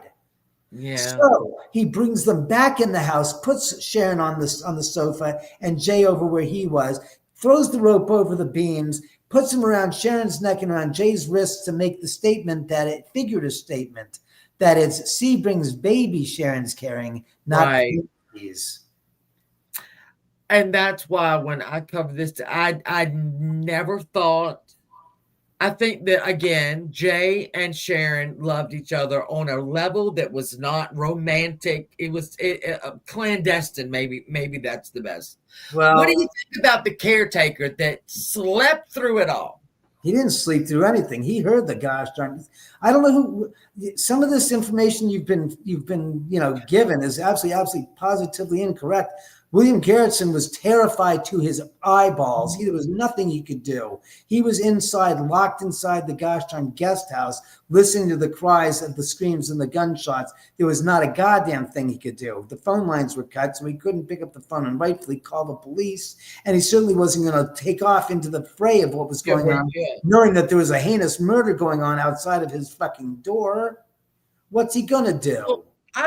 When I was retelling the story, I'm like, how did he not hear 4 shots? He heard it all. Because he didn't. That was the first thing that happened is that kid got shot 4 times. And everywhere that I was looking was like, yeah, he slept through it. And I thought, how did he sleep through that? Who said slept through it? The kid left and then was killed. How many minutes does it take for somebody to go to sleep and go into REM sleep? That's what I always wondered. I never understood how he slept. So again, whoever the information that your source is inaccurate, is incorrect, and is completely fraudulent, because he couldn't have, and he never said he did. He left the house, and then a few minutes later, he was being shot. It's not that long of a time span. And then, like, if you look at the official thing, like, they arrested him. They arrested Erickson and kept him for like a day or so. And I mean, here he is. I don't know what he did. I mean, but he did know. He did know what happened, I guess. Well, he heard what happened. There's nothing. He heard the shots. He heard the screams. He didn't know what happened until he went outside. Yeah. Until they came to get him in the morning. Yeah, that's what I could never figure out. There's no way you get to sleep. In 22, like, I think a friend of mine said, well, 22, a pistol is not that loud. It is 4 times when it's right under your door. No. Stop. It was not anywhere near his door. The gunshots were at the front of the driveway. His guest house was in back behind the main house and was a good 600 feet away from where it happened. So he wasn't above the garage? No. He was outside back near the swimming pool. On the other side of the house. That's on the other side. On the other side of the swimming pool was the guest house. That's where he was living. He wasn't in the garage. That makes sense then. Hold on. Because I always thought, and then I read Helter Skelter. It was 20-some years ago. It's probably, 30 years ago, actually. Yeah. But it was the guest house is in back. It's in the very back, way over. Yeah, way over. Right. So he wasn't because I know owner had the actual owner, right? Had hired him. That's who he worked for. And then I read that 3 weeks after the murder, the owner moved back into the home. Supposedly, yes. I don't get that. And didn't leave until 1988 and said, nope, nothing going on here. Yeah, I don't let me just say this about Rudy Altobelli's supposed concocted story that he lived there. I was personally there in 1978 as a kid. Yeah. With friends of mine that used to go up because we all read freaking Helter Skelter and we all wanted to go check it out because it was where it was. I don't know how many people would be living in a place that has a chain link fence in front of it that then has newspapers, months old, if not years old newspapers attached to the bottom of the gosh darn thing. Because it hasn't been open. Soaking, that had dried from being sitting there in the rain against the gate. You have opened my eyes. Like I said, when I was there in 78, there was no one the hell living there. And if there was, I'd like to know how the hell they were getting in and out of the goddamn place, because to move the gate, you'd be taking the newspapers wouldn't be stuck against it and then stuck to the ground right below it onto the pavement. I thought that was odd. 3 weeks later, I mean, that's a very short amount of time. And I can't imagine that anything had been cleaned that much that you could just move in and have, I mean, literally he said, oh, this is nothing but love here. And, okay. Okay, no. He made Roman clean the house. He made Roman clean the house, or else he was going to charge him a security deposit. And the photos, you remember the photos that Roman took there? Didn't he want to sue him for that too? Sue him for taking pictures of wiping off the blood stain of his on the front floor. Yeah. What is Rudy Altobelli going to do? He's going to sue him for taking pictures of a crime scene that happened on his property that Roman was renting and was cleaning up? I got news for you. Rudy Altobelli had a thin thought in his head, and it didn't amount to much. When you think of that, what are you going to sue him for? Because he took pictures of the crime scene. Really, Life magazine took those photographs. Yeah, it was exactly. in Life magazine. And same with the gosh darn video and the film footage, newsreel footage of Sharon's discovery of the murders. I mean, I've seen that over. What is Rudy Altobelli going to say? Deny it didn't happen? That's what I kept thinking. Why are you suing? He wasn't even in. He was in London. But the idea that somebody said that is one thing. Whether or not it was real, I find that not only hard to believe, I find it fully bullshit. Roman was in London?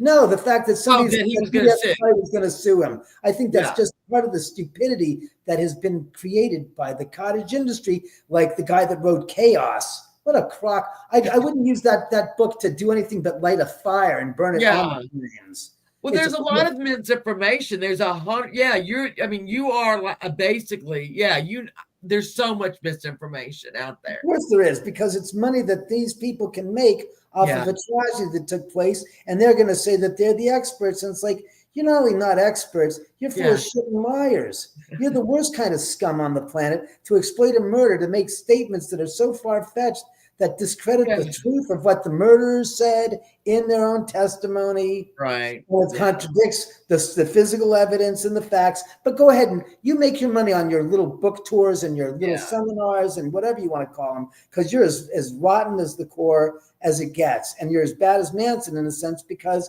you're grifting on this tragedy, trying to create something that doesn't exist and never did, so you can sell your bullshit. Go jump on a just from what you have said. All right, so I'll usually, if I see something one place, right, like a piece of information, I will make sure I see it at least one more place that is nothing to do with this one. What do they call it? It's called a Chinese wall or something like that.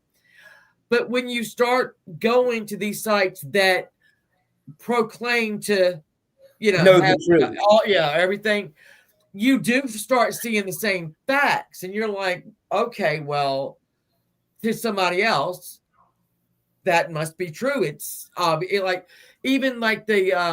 the autopsies, and I saw the actual pictures of the autopsies in LAPD, in the fucking photo archives at the LAPD under surveillance with an officer. When I was writing the book, I said I needed to get some pictures. Maybe there's LAPD photos of the driveway leading up to Sharon's. And maybe they've dropped off a bloody article of clothing on the side of the hill where my house now stands. And I'm telling you, I asked him, I said, are locked up in the vault, and there are pictures all over the internet of the murders. And he goes, well, what happened was that some of the detectives after the murders, after the crime was done, who's this? I don't know. I don't care. I'm not answering it. I don't need a message. Well, I had told people that so like I said, bodies. So the cops, the policeman says, he goes, so some of they took him home as souvenirs. I said, crime scene photos as souvenirs? He goes, yeah. I said, oh, so that's where he goes, that's where a lot of those came from. Now that the rest of them are still under lock and key. I said, oh my God. He goes, they're in a sealed vault here so that we don't let them ever get out. I warned people. I didn't show any of them, but I said, if you want to go, if you want to look, Abigail Folger will, that poor girl. And these are good. That's another thing. When I think back, Sharon Tate is ageless to me as I look back. All right, I'm 57. So at the time I was one. Jay Sebring, kind of ageless to me, the rest of them as well. And I think this time for the first time was when I actually saw their ages. They were babies. I mean, Abigail was 2 days away from being 26. Sharon Tate was 26. Then you have 33, 35. They had 18. Stephen Parent. Oh, yeah, 18. Yeah, exactly. 18 with him. And, the one victim that is hardly ever mentioned is Paul Richard Polanski. Yeah, the unborn son. The unborn son, and Stephen as well. Stephen is not mentioned a lot. I mean, there's one photo, and that's that. I guess that's his senior picture. Senior picture. And if I were his family, I suppose I would. The only way that we could protect him is to just close it off, Yeah. But they were just babies. Yeah. And when I looked back at their ages, I thought, God, I've got kids older than this. My oldest girl is going to be 40 this year. And I can't imagine. I can't. But one of the questions that I want to ask you is, do you believe that your being there, the lot being purchased, the home, do you think this was predestined for you? Do you think this is what you were supposed to do all along? I'm sorry. I'm hearing you ask the question. I'm hearing so much from the other side. Are they making fun of me? I appreciate No. Okay. I'm thinking of what you're saying, and I'm thinking if it's predestined, I want to know where I'm not. All right, I won't say it. I mean, but it's I don't know. Nope, I mean, you gotta say it now. I don't know. I mean, were you the? I mean, it's like better question. Why did you and your father? Why did you and your father purchase that property? Because it was $40,000. That piece of property. $40,000 worth of improvements. It was a steal. That's why. That's the only reason why. It's not like I had been near Tate and I was looking for it. I was living in an apartment for some years. Do you think something kind of bored you guys to there? Yeah, I'm talking to him, please.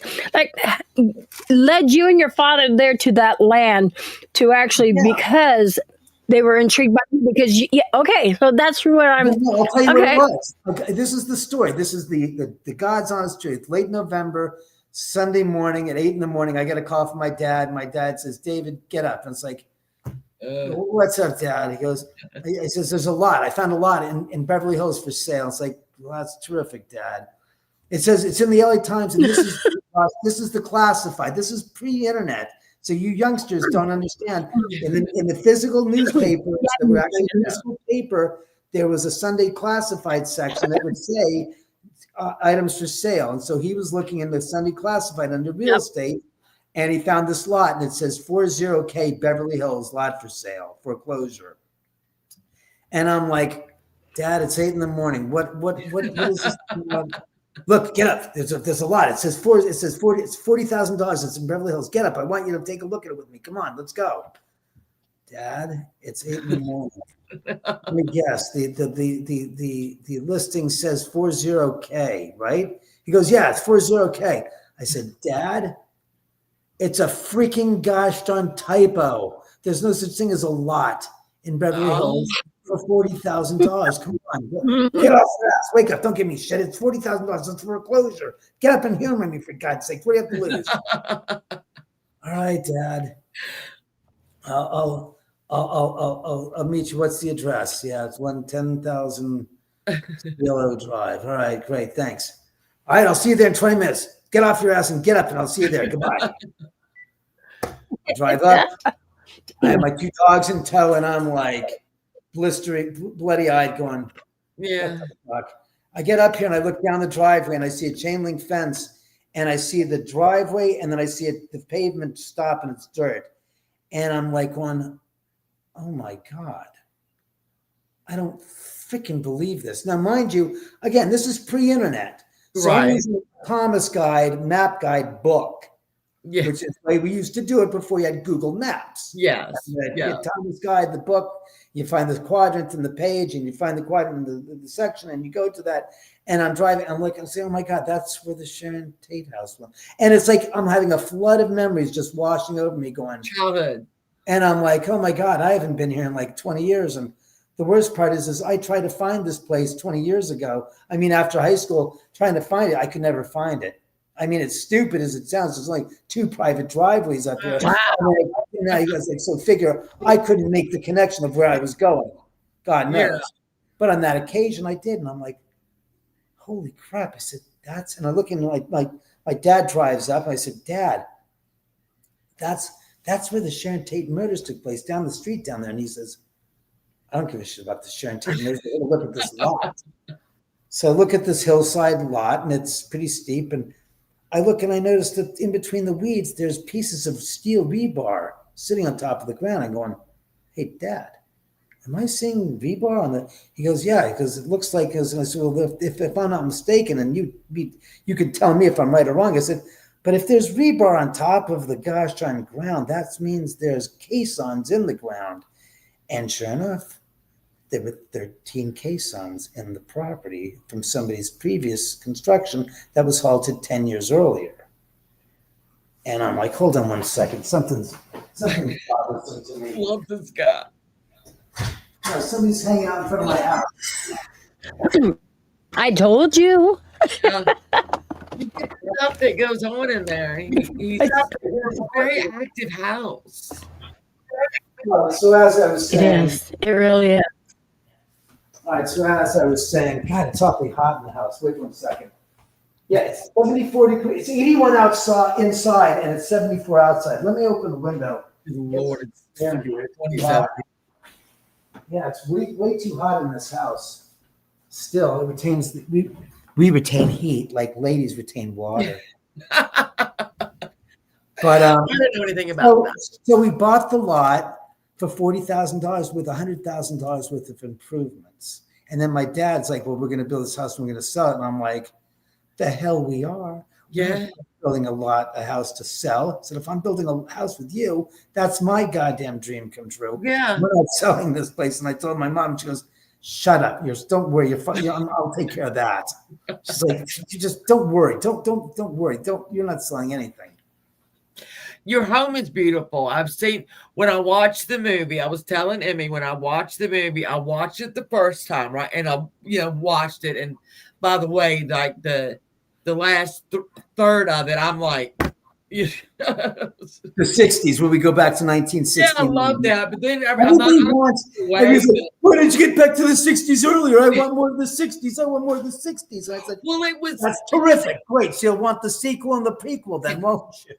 it was shot in your house, right? A large percentage of the movie was shot in the house on location, yes. So if you know anything about me, I will watch a movie and then I will watch it again because I have seen like you had a decanter on a hearth that was, I think it was yellow and I've got a green one. And I'm like, oh, and then there was the sofa.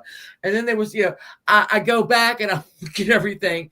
Wait but 1 second. Yellow decanter. Let me see if I can. Uh-oh.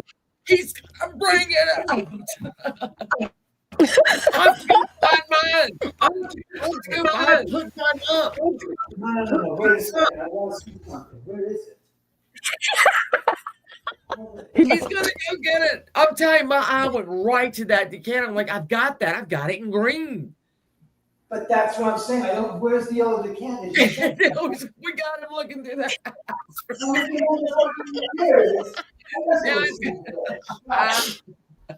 There you are. Come here, you. There you go. Oh, he's gonna have it now. I should go find mine. I have no idea what I've done with it. I mean, I know it's I can wrapped up. entertain. It's right. That is it. That's the one. I've got that in green. This And is that's from a 1920s. Wow.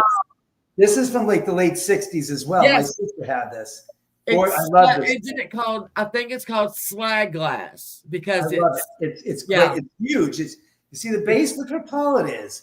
It's every bit of 2.5 feet tall. Let me put this back. I don't want I've to got it in green. Wait, I've got it, and because we have the animals and it's so long, I put mine up because I ain't having all that. You ain't gonna mess up my shit. Sorry, I'm not. You gotta look up Sharon. Yeah, Mr. Polanski, I had made some very no, it's not uranium glass. It's called slag. uranium. It's just hand blown glass. Yeah, it's just a hand blown slag glass. It's not. It's it's hard to explain. Just look it up. You'll find That's it. how it is that I'm here. I mean, the whole thing is my dad designed the house. We built it ourselves. It took 3 3/4 years till we finished it. And yeah, I mean, in a nutshell, that's the only reason why I'm here. It had nothing to do with did I want to be near Sharon's. And by the way, No. I wanted to say is that the reason why the address of the Sharon Tate house was changed from 10,050 to 10,066, was it 10,066 to 10,050, is because in front of Sharon's house, the property in front of Sharon's property, there was a vacant lot. Okay. The vacant lot was also owned by Rudy Altobelli, but the property on Sharon's address was 10,050 or 66 because it was at the end of the drive. And this vacant lot was vacant, was left alone. When Rudy Altobelli sold the house in 1992, 93, 293. He basically sold the big estate and the vacant lot adjacent to the estate. Okay. The address of the vacant lot was 10,050. So when he moved the gate, when he sold the property, the new owners decided to move the gate forward on the property, which was the 10,050. That's why they changed the address. Okay. Because 10,050 absorbed 10,066, and because it's the first address is 10,050, the property now became assigned as 10,050. Well, they say that they changed it because of course they do. And all that. And I'm like this. You can rename that street Puppy Love Lane. It's still going to be exactly what it is. All right. I don't care what you put. You can put anything on there that you want. It's still going to be the same. It's again, the monster. What do you think about the house at the end of the drive now? Well, first I want to say about what you just said about they say a lot of things.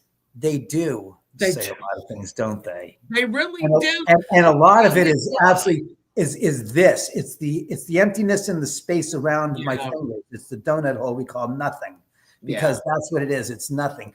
Look, people speak because they want to speak, not because they know what the hell they're saying. They say what they want to say because they think.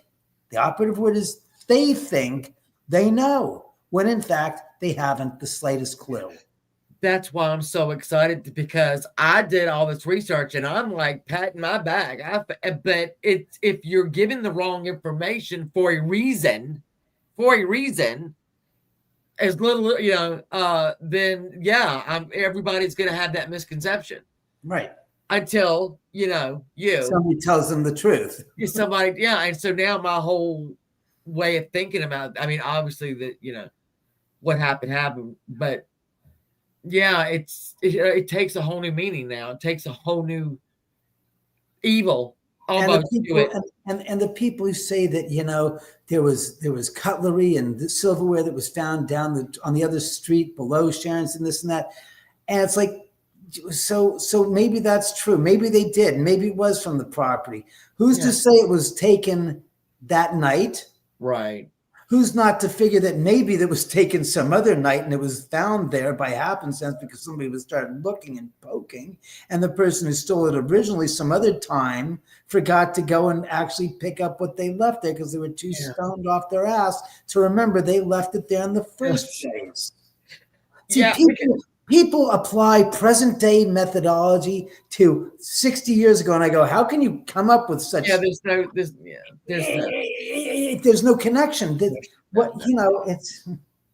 It's like hindsight is 20/20, and yes, it's even worse when it's 50 years separating from when it took place to present day, because people love to think present day motivations and apply it, and it's like, well, that didn't exist. So it benefits some people to retell it so that they feel like they get to change history. I heard that. Well, they want to believe, they want to make themselves more important than the actual incident. They want to rewrite it so that only they know what, they're creating it. Their story is what's believed, not the truth of what happened. And then they discredit Vince Bugliosi and say, he knew he was going to make money. That's why he lied. He goes, how much lying did he have to do? Yeah. There wasn't much. These people, like, he had to do this. He goes, he didn't have to do shit. These people hung themselves by their own freaking words. And same with the gosh darn rest of them that were involved with the family. Let's be honest. You don't look at somebody's interview from 10, 20, 30 years after the fact. Look at the interviews timed appropriate to when it took place. Yeah. Look at the interviews of the people that were involved with the family and their own admissions of what they believed, not what they said 20, 30, 40 years after. Why? Because time has a funny way of erasing and eroding the truth. And why is that? Because people have to change their motivation. They were out of the guise of an auspices of being under Manson's, I should say, his directions. So when you separate him from them in time, they will change their stories. Why? Because they have a different perspective than they did when they were kids under the influence of Manson. And no, they weren't high on drugs. Like, oh, this drugs did this. I said, first of all, there's no drug on the planet that could make somebody well. There's only one drug I can think of which contradicts what I just said, which is methadone. Meth. Crystal meth can make anybody crazy. But in those days, not that crazy. They weren't doing meth. They were doing pot. They were doing acid. Doing mushrooms. They're doing other hallucinogenics. Cocaine, everything.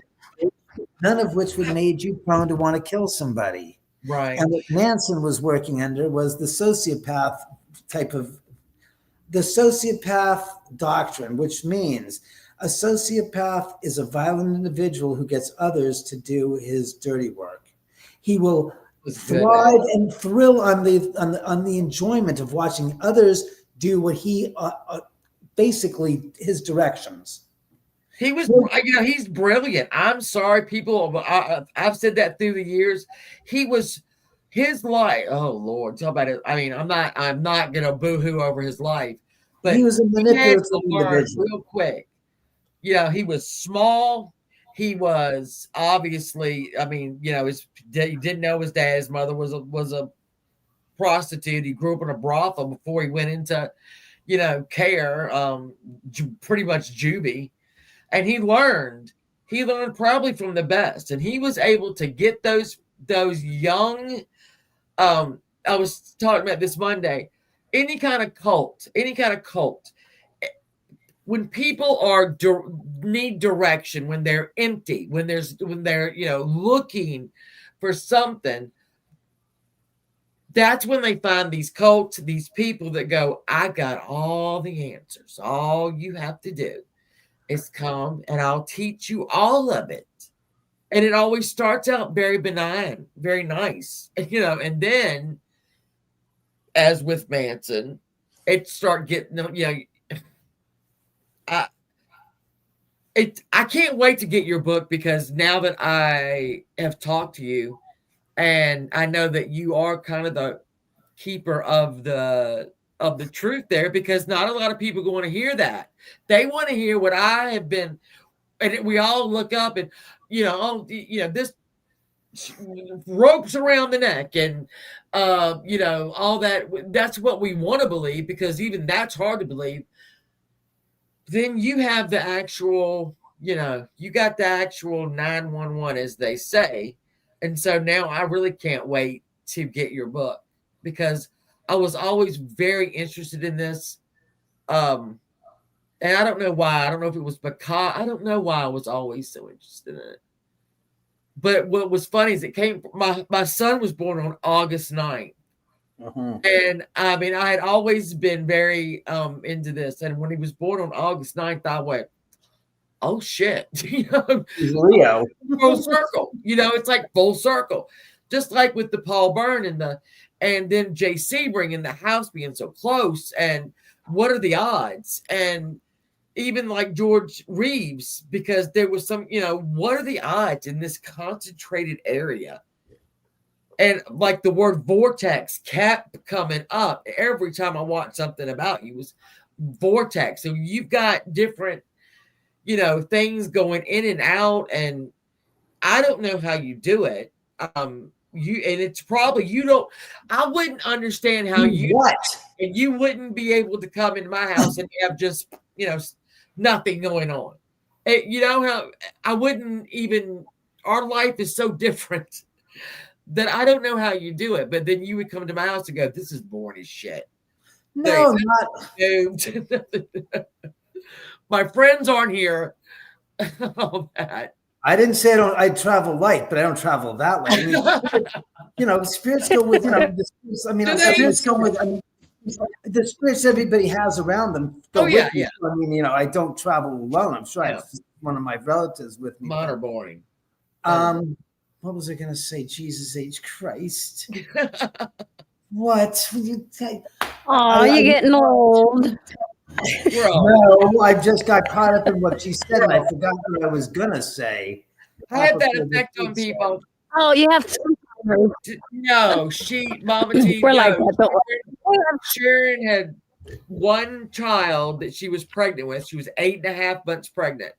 So that child was completely viable.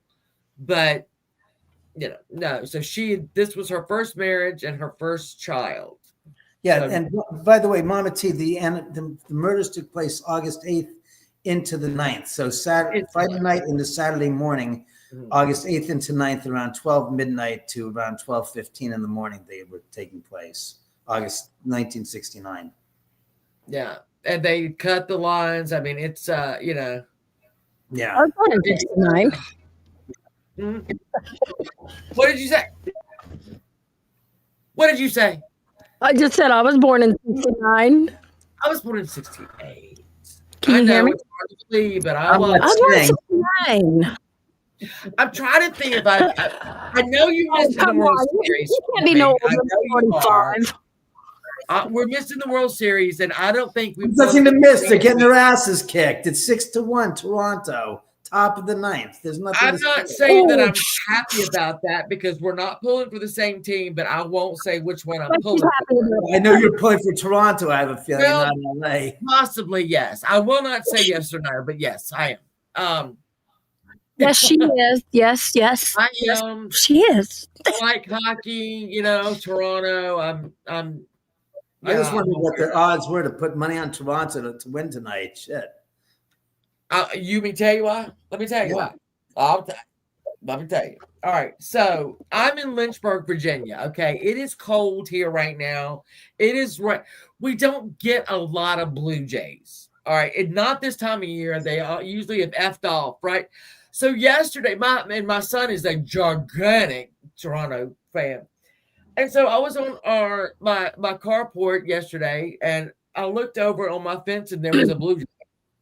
Just as pretty as you please. So I had to grab the phone because I'm stupid. So it took me a minute to get it going and then to find the camera and then to figure out what setting. Do you want this portrait, landscape? I don't know the difference.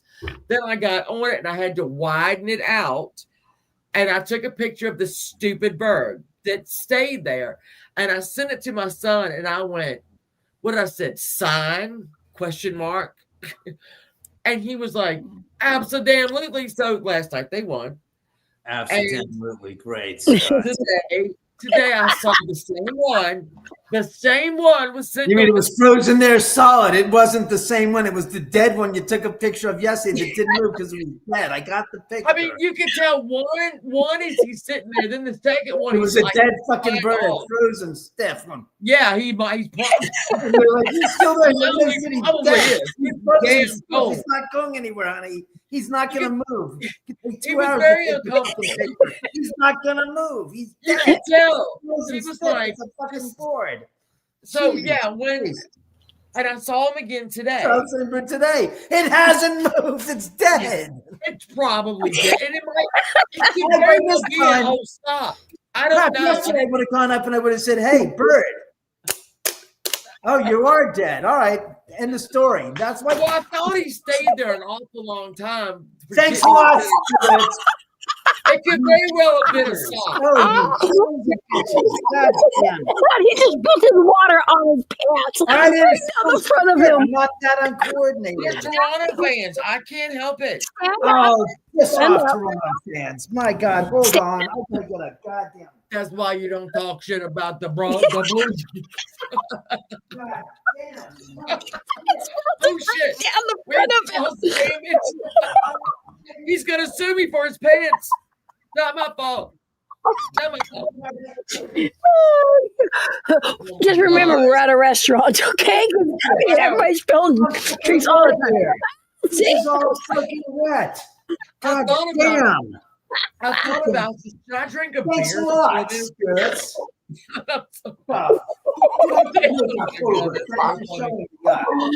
Oh, shit. Well, Auntie Kathy said, well, David, you did say you were hot. Yeah. Yes, Sarah, You were hot. You had to open the window. maybe they're Well, paying. it catches up with my age. It's almost been 2 hours, and I know that. I mean, I want to thank you for your time. You have been just a delight. I've been wet now. I'm soaking wet. My I'm God. sorry.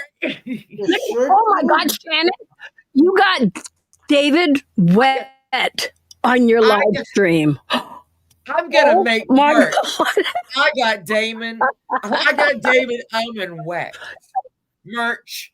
There you I go. was a chick, right? It's gonna be on a T-shirt tomorrow, honey. Jesus Don't worry about it. Christ. If only I was a woman, that would make sense. But I'm soaking wet. You didn't get me wet. You got me drenched. Hey, David, can I ask you a question? We just talked about history, right? I'm going to rewrite that history, and that is what I'm going to say. Ask Okay, away. there we Yes, are. PD, what's up? Oh, David, so will you be happy to be on Shannon's podcast again someday when she gets everything organized again and ask you more questions because you're really into the history? Yeah, you got more water left, so yes. No more, yeah, when I'm not drinking Because water, I'll you be know, happy. I'm back on my. I mean, I would love What to. the heck? But yeah, it's still Yeah, back up the show. But You saw what happened. I only know what happened from what I was dealing with, and it literally spun out of my goddamn grip and spilled on me. I'm like, what the I watched it. You watched it, and so did the audience. I did not do that. I'm not that incapable of holding a bottle of water. That literally went like this. No, but out of nowhere. Good thing it didn't hit the laptop, or else I really would have been pissed. But Oh were, yeah, that would suck. Not a drop of water in the laptop, but me from tip to toe to middle of my waist, I'm covered in water. Did my job. And I'm suffering. So let me ask you, nightmare. Not Shannon. Shannon, would you love to have David back on one of your shows again? Love to have David I'll be on a happy to come back weekly on. basis. I would love to because again, I am such a student of history, and now from you, I find out that I've got a lot of it wrong. So I need to. Well, you didn't get to hang out. You've been told misinformation as well. Yeah, I have been told anything wrong. Yeah, you've just been told. And look, a lot of people have read that and heard and told stuff, and I'm going. Do a little. What's so surprising is it takes so little time to do the littlest amount of research to see what the story was, but people take it on face value. And I go, well, you're an idiot because you didn't check sources, other sources to find out that the source that you got was the same source that you read 15 times over. Because that's what people do. Yeah, that is what they did. Read the same stuff over again, and it's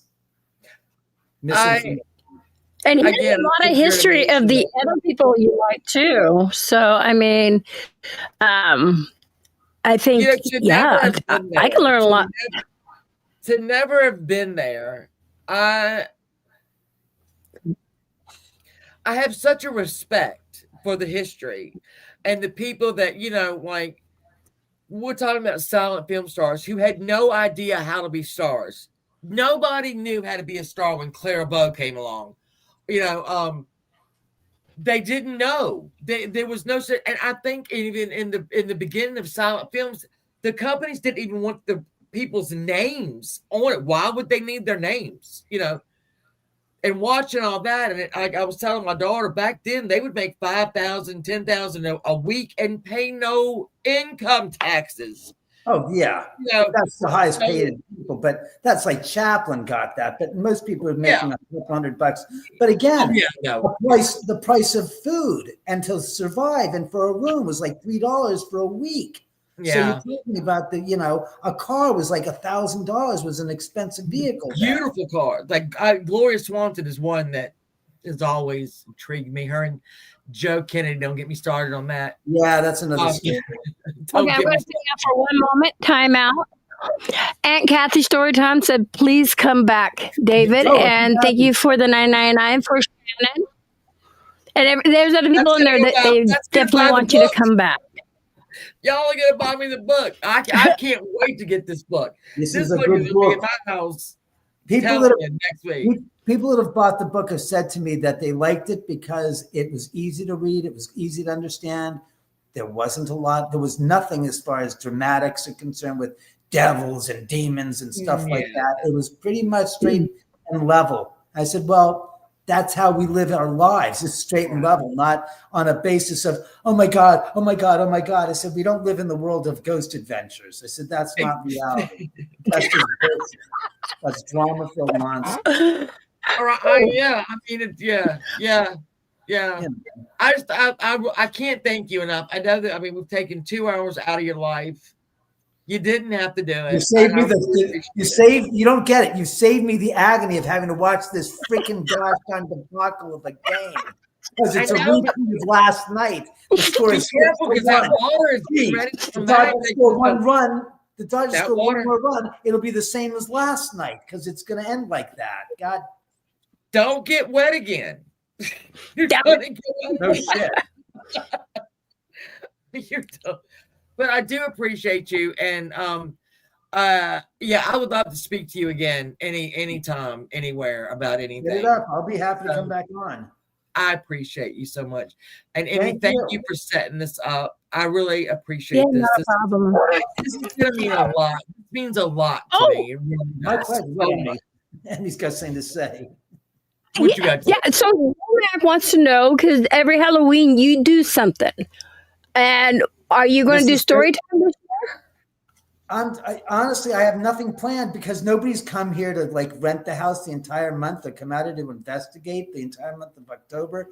So I probably will end up doing a YouTube and TikTok live. Problem with TikTok is you have to be on so many damn pins and needles about it. You can't say they died. You have to say they unalived. And it's like unalive. And you can't use a gun. You can't show a knife. You got to go pew pew for a guy. I've got pew pew. I got to myself to speak on a stupid freaking free platform. Yeah. So they're running your YouTube channel. So again, in my description, I've got your website, your book, the movie. I've got your YouTube. We can go grab your TikTok. Yeah, I'll put that. Look, I got you. Hold on, I got you. Let me go. Let me show you. What house is that? Oh, that's the Sebring house or the Paul Byrne house. Yeah, yeah. And by the way, the stables are a separate house, separate from Valentino's estate, which is on top of the mountain. His kennel and stables were down below, which is now a separate home. Right, 10051 is that's the way he had an entrance right straight to the stables. Right, you drive up his home is on Bella Drive, which they're remodeling right now. They're going to do an extensive demolition and remodel again. Yeah, because they know, what is. That's another thing too with this. With the Valentino, he worked so hard on that home. He filled it with everything that he loved. He had the cypress trees brought in. He had his Arabians, his dogs. That was his dream. Like, little kid coming from Italy. Everything that he didn't even get to enjoy it that long. No, and that's why I think his wife. Remember his wife, the wife couldn't stand it. Called it his gosh darn hunting lodge in the hills. She hated it. She stayed in the gosh darn. Was it about 4 or 5 miles away from here in not Cheviot Hills? Not Holmby Hills either. Mid Wilshire in that area, and she would never. She said, "I'll never stay in this house." So she never did, and it broke his heart. When he died, his brother and sister got the estate, and her aunt got her, and I couldn't never figure out why that was. But the brother and sister had to sell it off because he owed money on it. And it just kind of like, I know different stars, different silent film stars moved in there, and they said it was just a lot of activity. And it was like, what was Harry Caring and Henry, I can't remember the other guy's name. And then, I don't know who all went, I know there's a lot of renting like back then. They rented it out. But then when Doris Duke, my favorite heiress ever, lived there, died there, murdered there, actually. There's too many unsettled stuff around there. It's just unsettled. Strange stuff, yeah. Yeah, it's, again, there's not a spot on this earth that doesn't have some kind of pain, blood, sweat, tear, joy. We're so stupid to think of that. And then you think about the spirits that are in your house. 56 years ago was 1 second ago to them. They're not telling time. They're not looking at a calendar or it's getting that time. Been here for a while. It's everything to them is happening right now. Gotta move on and go somewhere else. Yeah, I mean, it's, if you think about it that way, they don't know time anymore. It happened 5 seconds ago, and that's what I'm talking about. Like, terror doesn't dissipate, and I guess sadness too. I mean, I don't. Roman Polanski's life after this, I think we could all agree, was not. He didn't use the best judgment in some things. I can't take any part. And I always laugh about the photo shoot. That's what I call it. When he's posing in front of that door, or in the, and I'm thinking, but he's in grief. He's in absolute grief. Why am I judging him? I don't know what I would do. I don't think I would do that, but I mean, I don't know. Thank God. I hope I don't ever have to find out. Yeah. So it's hard. I mean, it's easy to look at that because I've done it. Monday, I said, oh, here he is in his photo shoot. But we all deal with things differently. And the fear that they have doesn't go away. And I don't know why they don't go to heaven. I don't know why they don't go to the light. I don't know. I don't know if they're stuck. I don't know. And I know you've had several very famous psychics. And I think it was, what is it? James Van Praagh said that they were going to stay there until the very last member of the Manson family died. And I thought, why? Why? Why? I don't understand that. I mean, he might be right. He might be wrong. I don't know. I kind of agree with him. And I hope they go. I think that way it's something they can rest in peace finally, because it's the end. That was going to be one of my questions. Justice. All right. So they were all, justice is really great and wonderful for the people that are left. It doesn't fix a damn thing. All right. It doesn't fix anything. A guilty verdict, who cares?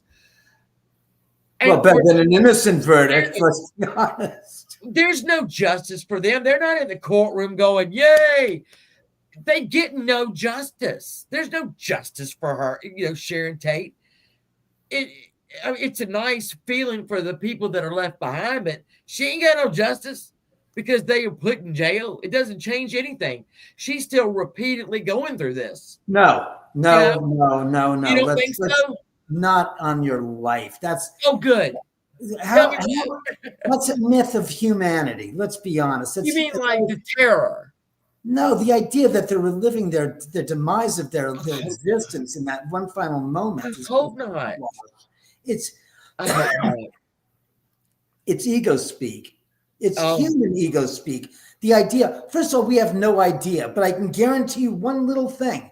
Yeah. It's highly, to my belief, unlikely that your demise of your last moments on this earth are going to be the eternal way that you're going to live your eternity. Or as people say, you're living the memory. It's like, they're not living shit. That instance you don't think? off and done. That's as you would say, and I would say that's 56 years ago. Where it's Okay. that's I over. would hope Done that. with. They're not I in would this. hope that. This idea they're in a cyclical loop of they're dying over, and it's like, Yeah. what the hell do you think? I don't know. I hope not. But when Van Prog said they're not going to go until the last member is, the last Manson, Right? I thought, why? I just don't Because understand why. it's called closure. Do you think spirits get closure though? Yeah, I think there's a sense of closure when they die and all die. That will make to them. And again, the idea they have just gone away. Who's to say that the idea that this thought of this theory that we go into the light? That's ego speak. I think that spirits go where they want to go. They're not stuck anywhere. That's again human ego speak. We believe. We humans believe this. Yeah. The spirits like, fuck yourselves. I don't give a shit. Yeah. That's Well, we have no concept. Yeah, I have no concept, of not investigators, like when they tell the spirit to stay in that room, I'm like, that spirit don't care where you tell it to stay. It's not going to stay there. No, You know, it's not. if you don't want, they're going to do what they want to do. You can't tell them, nope, you got to stay there. They the just residual, the residual energy, and it's all, it's all mumbo jumbo. Spirits. That's again more human speak. Okay. Because humans don't want to live in a vacuum. They want to know an answer to every fucking question they have. That's true. They're not happy with unknowing the story. So when they don't know, when they have no knowledge of truth, they fictionalize and fabricate and create a theory. Oh my God, it sounds like everybody's live here on YouTube. Yeah. Well, you're always told that by your parents, grandparents, that just go to the light. Because I guess it's supposed to make you feel better. I don't know what it's supposed to do.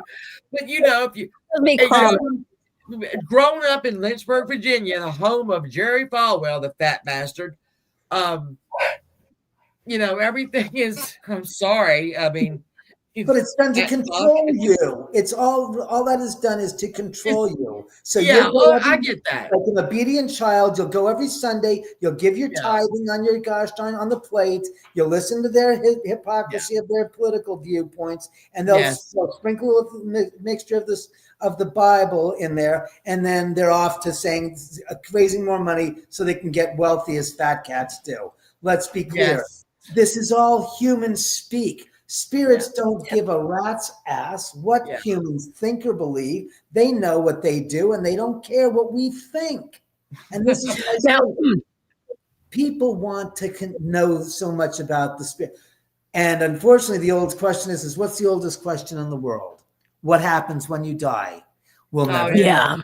You never get an answer to that question. But the idea that we never do spawns a fertile bed from which you have growing, sprouting, stupid ideas and theories that humans believe so reticently and so much that it's religiously. There's a religious group that says this, then there's the spiritual group that says this, and there's the other group that says this.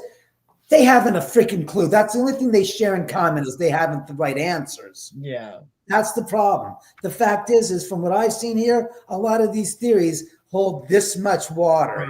Yeah, you've got a perspective on it that none of us have. I don't have anyway. I mean, I am in, like I said, Lynchburg, Virginia. I know Lynchburg. I used to have a girlfriend from McLean, so I know the Bible Belt of the Southern Baptists. Yeah. But it doesn't matter. Even with the Buddhists, they have their theories of what happens. Me, I say throw it all into the gosh darn trash heap because it's all speculative assessments based upon what we want to believe that makes us feel good and happy. Because a human is not happy. I'm cut in on this one. What?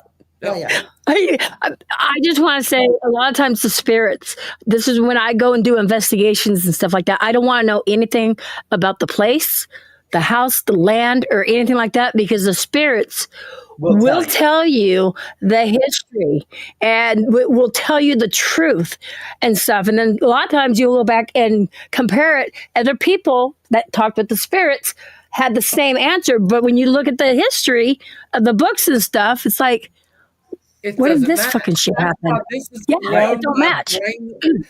Hearing him tell me what happened, because again, he's, so, you know, this is, you're surrounded, whether you want to be or not, you're a piece of it, I suppose. Because the what I knew didn't quite make a lot of sense, but you know, you if you see it, like I said, if I read 3 books about it and all says the same thing, gotta be true. Gotta be true. And so that's why this is so, I can't wait to get that book, because I want to and I think maybe you've opened up my eyes a little bit more too, because again, I'm, you know, my rainbow puppy petting, you know, afterlife is that you just, you know, No, it might just be. you I just automatically become beautiful again, and you have a waist, and you wear your lovely white outfit up to God and go, hello, it's me. You're waiting for me yet. Let's get this straight. I'm not saying that anything of that nature doesn't happen. What I am saying is that there's a lot of mythology that people have been told and that they've learned about the paranormal and the spirit life. And I go, but it's not panned out from what I've heard, measured against the realities of what's happened. And from what I've seen of this, what I've seen and experienced here in the house has opened my eyes up, because look, I was just as naive in believing a lot of that stuff as you guys are. Right. I mean, I'm no different. I said, well, let's see if this, and then it didn't happen. I said, well, I'm really upset because I thought this theory was this and this. And now I'm led to believe that, and now I'm seeing for myself that the theory has about as much value as a pile of dog shit on a Sunday afternoon in summer. It smells and it stinks and it gets your attention. But God forbid, don't you dare step in it, because it's going to stick on you and you're going to be part of it. And that's the problem. A lot of the stuff, like when you die, be careful what you wear the morning you leave the house, because if you die, that will be your eternal outfit for eternity. And I'm like, the hell does that mean? You're stuck in a fucking outfit? And then I said, wait a second. This is how I think. Good night, Cookie. Night, Cookie. You're out, Em? No, Cookie. There's somebody. No, that David, is your name Cookie? So it could be. Well, Okay. All right. So I take things to the next step. So I said, if that theory is true, then why wouldn't it be the same with how you die? Meaning, if you die in a tuna factory and you're dropped in, as the guy that was in San Pedro, into the vat and was processed and was basically turned into cans, was mixed into cans of tuna. Do you come back as a gosh darn case of goddamn StarKist tuna in the gosh darn sealed cans, and that the spirit, maybe a mermaid, that, Or a mermaid, or the guy that was killed in a wood chipper accident, in an industrial wood chipper accident, and he was basically turned into gosh darn, for lack of better words, sludge. Is he going to come back as a gosh darn pile of sliced beef on a silver platter? And he goes, oh my God. That actually might make sense. where's That's right. The wood chipper accident. Look at him now. Yeah, because I mean, like, I know some, people have claimed to see her Sharon coming up, holding, bleeding, and I'm like, here's the story. That story from Dre Fordham, who said that story on Ghost Adventures. And I said to them, when they proposed that we're going to do a reenactment, I said, what's reenact? This is this. I said, Dre Fordham. I said, God, she called me up like 6 months ago and told me that she had been here a couple of years earlier with some other people to see the house, and she wanted to come visit with her mom. And then she basically stopped calling, and I never heard from her. What's the story? Well, she says that she was going up to your house. I said, first of all, she tells you that she was coming up to my house. I said, that's a crock of shit, because she never called me to say that she was coming up here. So the story that she's telling you is got a few missing pieces that don't make sense. That she tells them she's coming up to Jessica. I said, why was she coming up to my house? I had spoken to her 6 months earlier before this supposed incident, and she never called me up to say she was coming up here and was supposed to, and just was. So apparently, willy-nilly, she drives up the driveway with her mom to show her mom where Sharon's house was. Yeah. and never bothered calling me. And I'm like, that's kind of strange because it perplexes me why she had called me up several times before this and then disappeared. Yeah. So she came up on her own. Okay, fine. So go on. Well, she drove up part of the beginning part of the driveway, and she says she saw an apparition of Sharon Tate in a white nightgown. White nightgown.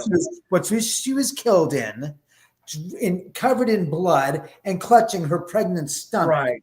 Yeah. And I said to them, I said, first of all, I don't find anything about her story anything but bullshit. Yeah. And I told him, I said to Jeff Belanger, I said, Jeff, I'm telling you now, that story is about as real as a $3 bill. And we both know they don't exist. And I don't believe her story for 1 second.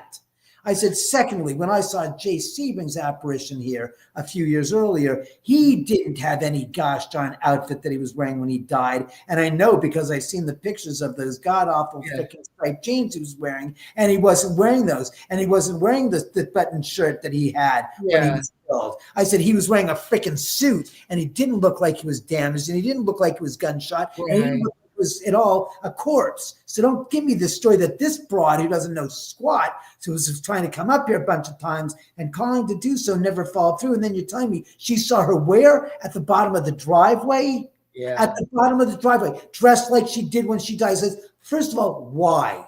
It flaunts conventional wisdom and thought of what happens, and it plays into the mythology of the bullshit narrative that is just dramatic and broadly fraughtly bullshit. I said, there's no way she would. Why would she at that, like in the middle, at the bottom? I said, why at the bottom of the driveway? To Dre Ford, who the fuck is Dre Fordham to the spirit? I said, bullshit. I sat down and every single gosh darn level, I ripped his goddamn story to shreds. Yeah. I said, you do that at your own peril. I said, but I'm telling you now, I do not and will not endorse that goddamn that visual. I said, I will deny that it was ever happened. I will tell the truth. I said, so you do it at your own risk. I said, but I'm telling you on another level, what you are doing is exploitive, over dramatized, and terribly disrespectful to the memory of Sharon Tate. I said, and I wouldn't be surprised if you end up having the lights of the eternal come upon you for what you've done.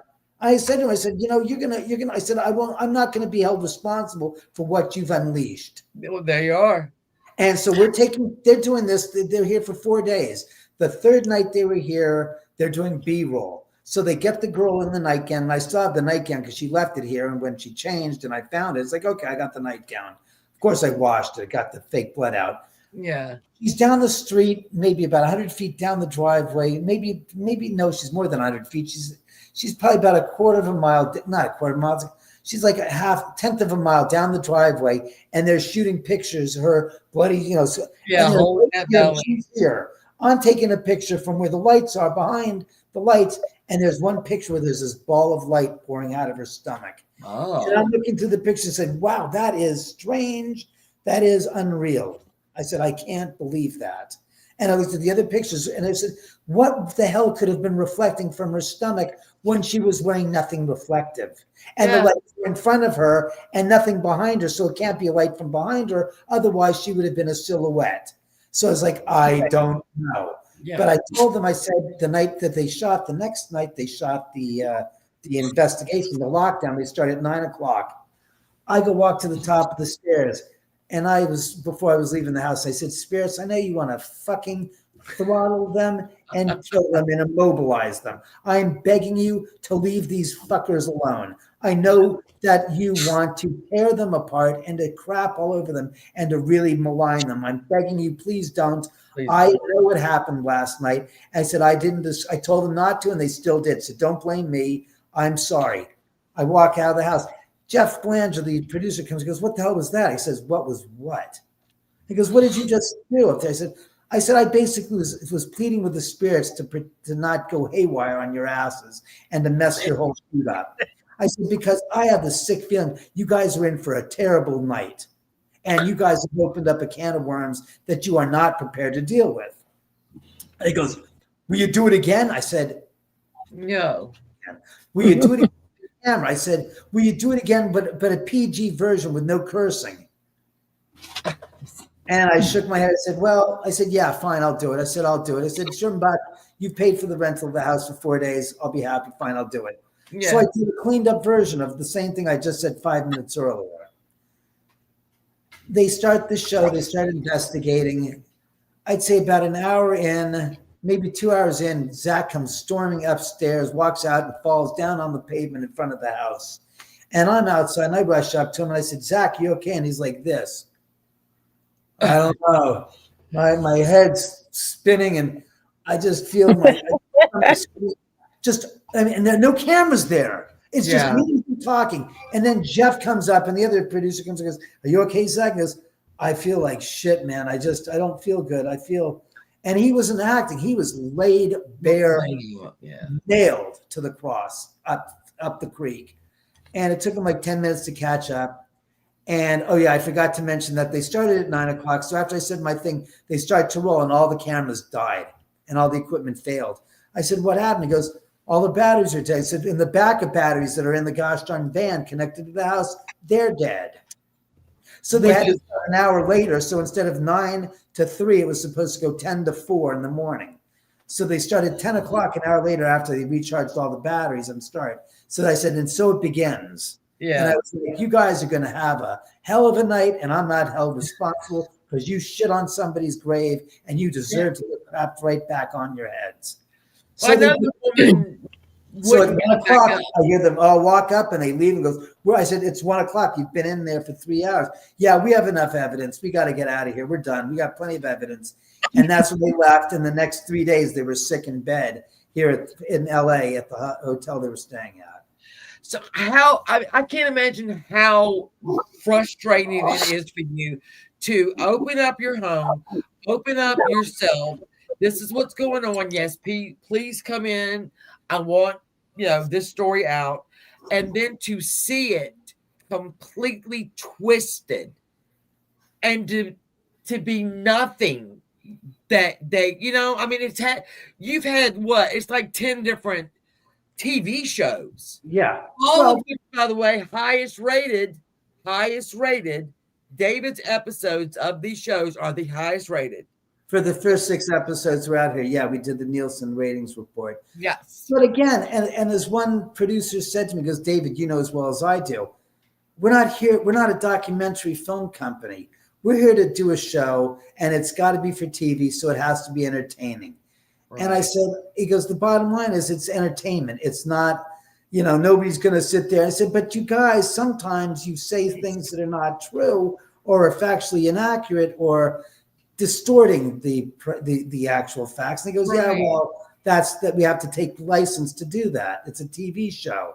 So that's their fallback. But what was worse was what Zach went off and said in his book, I Am Haunted, and what he said on Twitter about me being possessed and being the reason why the house is haunted, and then lambasting me and then defending it. And I've saved his private personal messages he sent me saying, This is giving you so much good publicity and attention. I said, when you lie about somebody and you make stuff up, there's nothing good about lying and falsifying truth. The truth is the truth, and you're full of shit. And I called him out on it. And then I found that a lot of other people that had been on his show were also put through the same shithole position, like Keith Linderman up in Seattle. And then, of course, Mary, Bloody Mary in New Orleans. Yeah. Both reached out to me and said, yeah, he did that to us, So that, again, that's something he'll, like you said, to put him on his ass for the days. That's something he's going to have to. I think as he grows older, he's going to probably. I don't know. He's an asshole. I think he'll be fine. He won't care. Have a way of catching up with people somewhere along the line. No one gets away. I agree with that. I do agree with that. That's why I cannot imagine how frustrating it is, especially when you go in with 100% transparency, and this is what happened, and here I'm going to tell you this, and I can't imagine it. It's one thing, like Amy and I were talking, like you tell somebody something on YouTube, and then 3 days later you hear it, and it's not at all. Totally twisted. Like, wow, Yeah. you know my life more than I know my life. Yeah. This is your home. This is your you and your home and your story. And to hand it over to someone with good faith and have it come back not at all correct must be. I mean, it would make me just not ever want to get anybody in there again. I mean, like, you know, a show. Well, Well, that's why this, that's why this I get the exists. book. Because I wrote the book to set the record straight. Yeah. Because the stuff that he put out there came back in ways that I was like, Yeah. how many? And people were quoting it and saying, "Yeah, your house is built on native ceremonial burial ground." It goes, like hell, it is. Well, I heard it from Zach Back and go, you know, saying if you take your resource and your source material from that clown, you are destined to fail, and people will look at you and will laugh you out of the gosh darn room you were in, because they will say that guy hasn't any idea of what he's talking about. Yeah. And he's a personality on TV that is full of shit, and you've quoted him. Doesn't make you look smart, makes you look like an idiot. Yeah. He'll pay. No. I mean, he'll pay. Well, I respect David, and even Shannon said this the other day, that she knows and has seen you're a very humble person, and you are. You haven't sold yourself out like a lot of these people. Where you live, what you've done, you and your father, it's you respect all of that, and these spirits respect you right back. Don't choke what I have to say. That's why I thought, does he think it was predestined? Was he the one they chose? Did they choose you? You know, do you think? Yeah, I believe so. That's you won't know until you're on their side of it. Go ask the Dodgers about how the hell they feel about the World Series. You want to ask me about that? Go ask. You can't ask. I got a blue sock hanging on my. Yeah. Could have been a bird, but it's probably a sock. I can't be sure. Could have put a goddamn hefty bet on the goddamn Blue Jays. I swear to God, shit. Don't worry. You can't be psychic and be a fan, because they don't fucking work. You're probably right. I know I'm right. I was going to bet the UCLA game against Indiana, and I'm like, oh yeah, they're going to win. And like this bitch is like, you're an idiot. Hey Dave, this is for you. Ted Thompson said, he's not willing to sell out the truth. Very commendable. And he's talking about you, and that's true. You know, you're not one of those. Even if you live in the Hollywood area, you're not willing to sell out to no one when you could have probably years ago. And you know, you could have been that asshole, not Zach Bagan. You know what I mean? But you're not, I don't think you're ever like that. No, I can't. That's right. That's as the old saying goes. The cloth that I was born, that is not part of my DNA or my genetic makeup. No. Exactly. Exactly. You could have allowed every misconception that people have.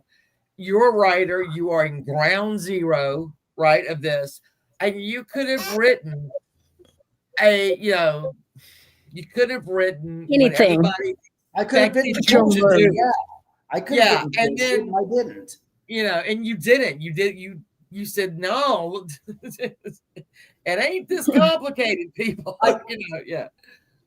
I made the movie. The movie is half fact, half fantasy, but it's a movie. It's for entertainment purposes. Yes, it's inspired by my experiences here in the house. And yes, there's some real situations in the movie that are based on real life. But that's the movie. The book is the story, is the backstory of the house and the story of the construction and everything. And as I said, I'd had so many different people that had so many different stories, and I'd read so many of these books and ghost story books. And I said, you know something?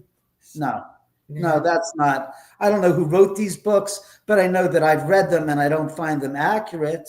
And I find them full of hyperbolic drama that just makes me go, wow, that's a lot of extra drama. And from what I experienced is, and forget just living here, I've traveled and I've been to other places and other locations. Right. And I've seen places where people have been murdered and stuff, mafia murders and stuff, and famous, sites in England and stuff. But none of what I've been told and read before my own book did I feel had a sense of truth to it. There was always something of, it had to be more dramatic. It had to be capturing your attention. It had to bring you in and had to keep you enticed. And I'm like going, yeah, but that's just called fiction. Yeah, That's it's not life. That's not truth. That's not reality. And I got tired of reading going, it's great. And these people are selling it and passing it off as nonfiction. I'm going,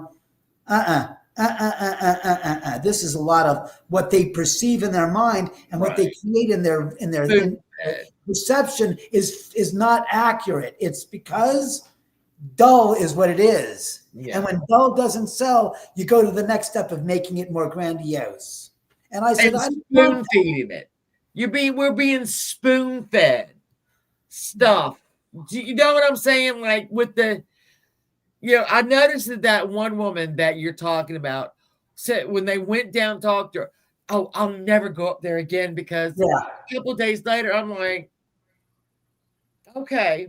Coming back is the reason why she's never coming back is because she knows she pissed me off. Yeah. She called me a bunch of times, then she disappeared. Then she drives up here unannounced, has this quote unquote experience, and tells the people at Ghost Adventures. I got a better question as I'm thinking this, what I'm saying to you through.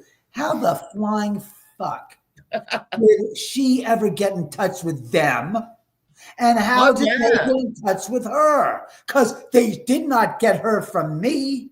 Well, and I'm just kind of curious as to where she came up from and how this came about. Because to this day, I haven't thought about that. But just all of a sudden, I'm thinking, you never answer the question. How did they get in touch with her? How did this story get to them?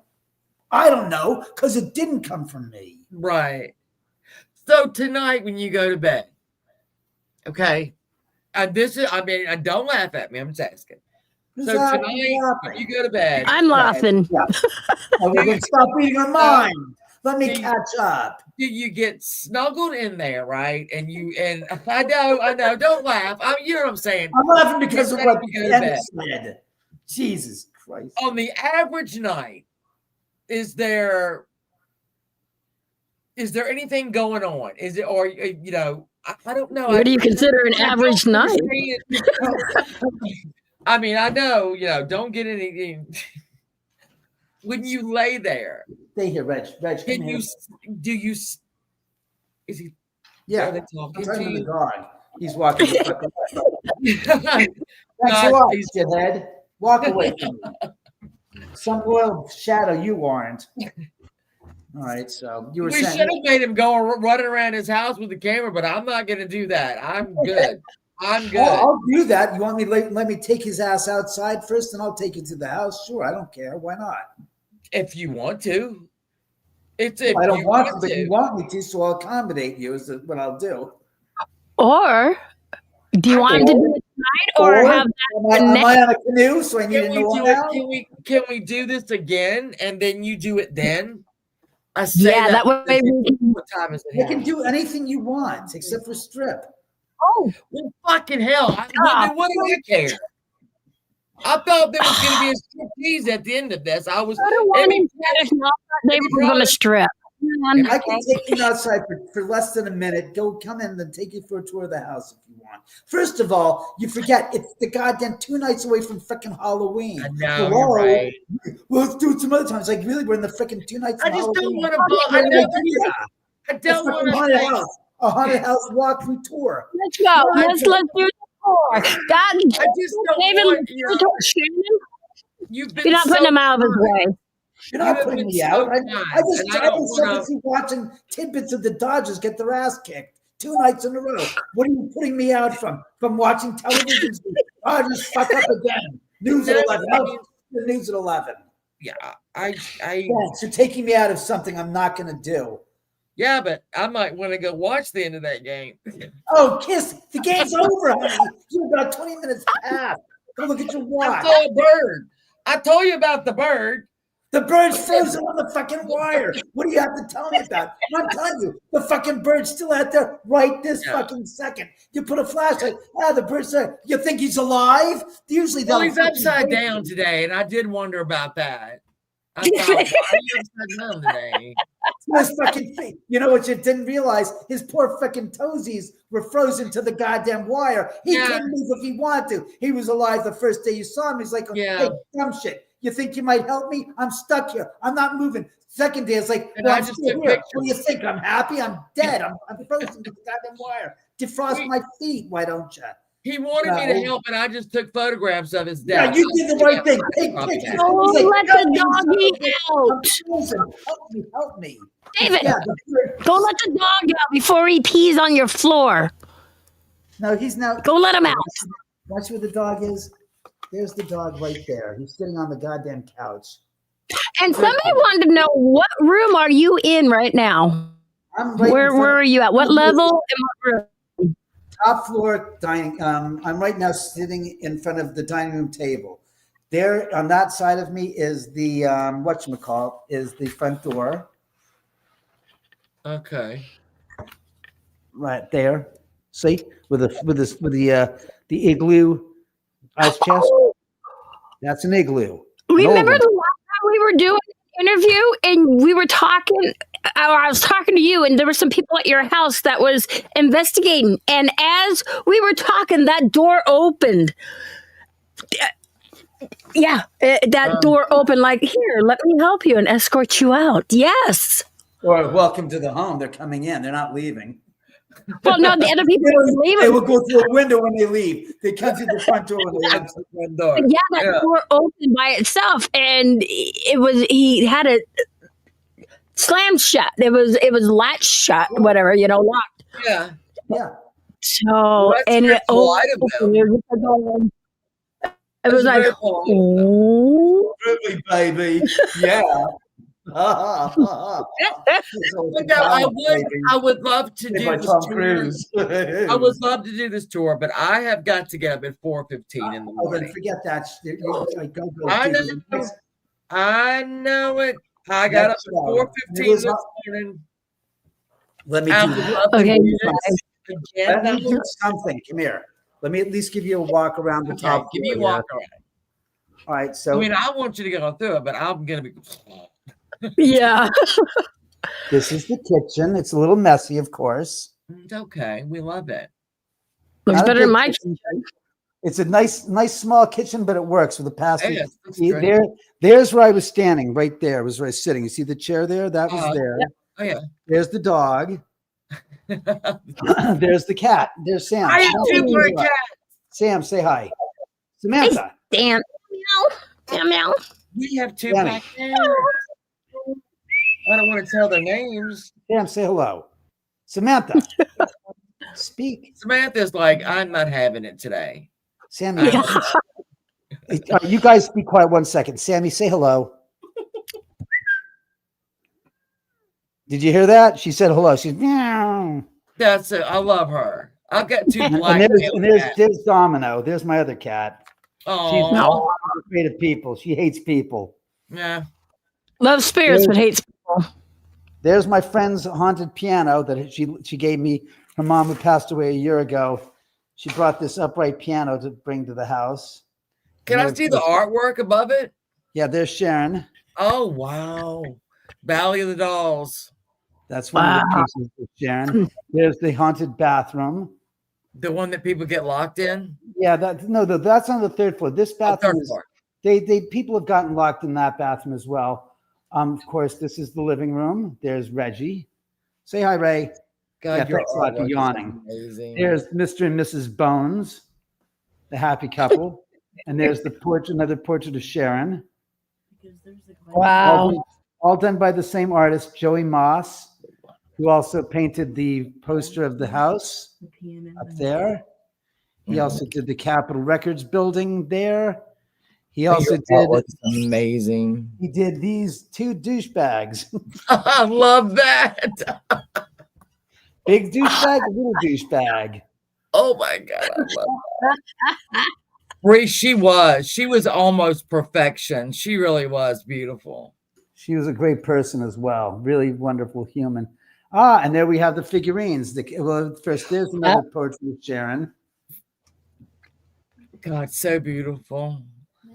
And that again was done by Joey Moss. There's the balcony, but the fish tank, which needs some work. But the figurines, they seem to There's have the figurines. these are The the figurines that get knocked over. Beetlejuice figurines. The ones that are left, God, there was a whole lot. You're right. They did not fare well. No, From and then the there's one of last- the cameras right there. This There's is- a camera right there. There's one of my pumpkins. I had to pick up a bunch of pumpkins. I had to pick up 120 baby pumpkins to make dog food. Reggie, say hi. He could care less. Yeah, he's not happy with it. He's like the cat. Fuck this bitch. I don't know her. I ain't And there's the staircase going down the bottom of the stairs. staircase. That famous staircase. Yes, the famous staircase. It is famous. Everything in that house is famous, though, including you. Oh, thank you. You're too kind. You're so kind. Oh, as I see it. I resemble that remark. Indeed. Indeed, I do. Woo.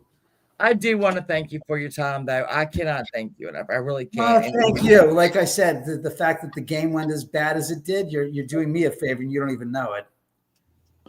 I'm sorry. I wish I could take credit for it, and I will when this is over, but I don't want to do it too quickly. There are 2 freaking games left. Yeah, and they're not going to go well for you either.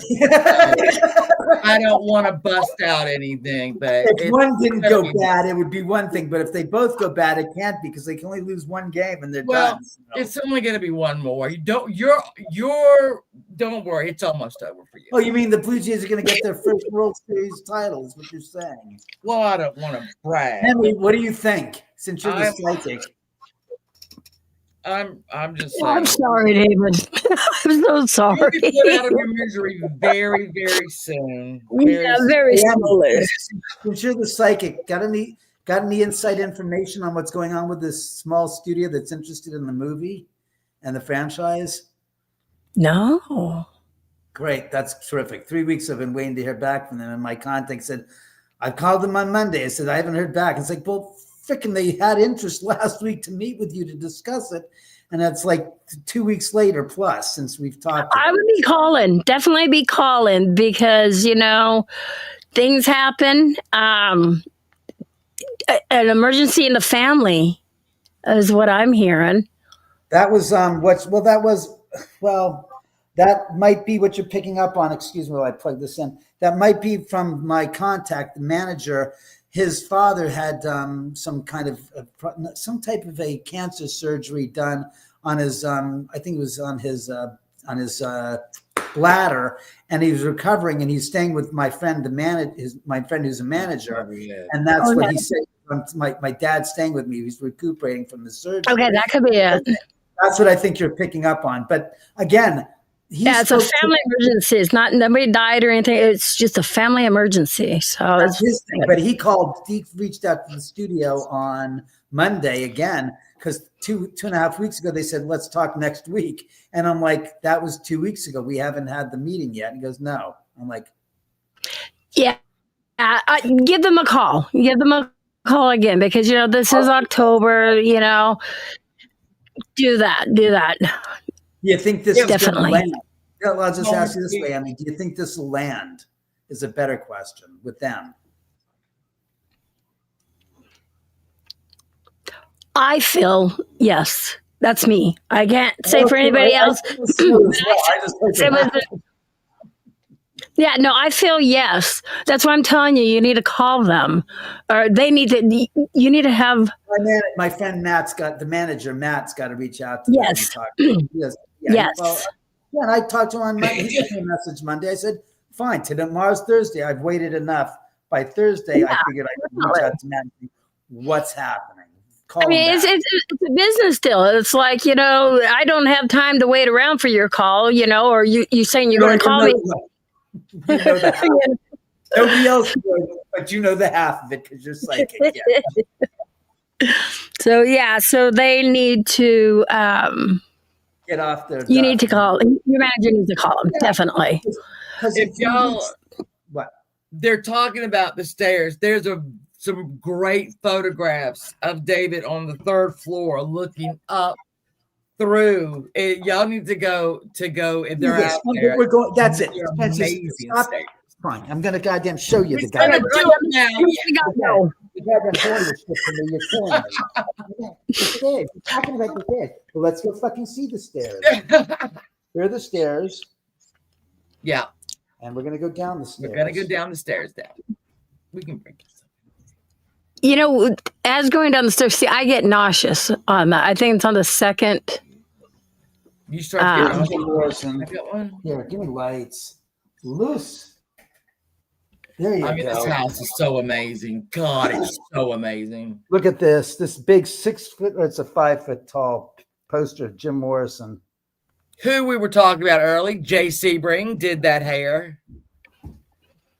And this is the stairs. This is going down the stairs to the bottom.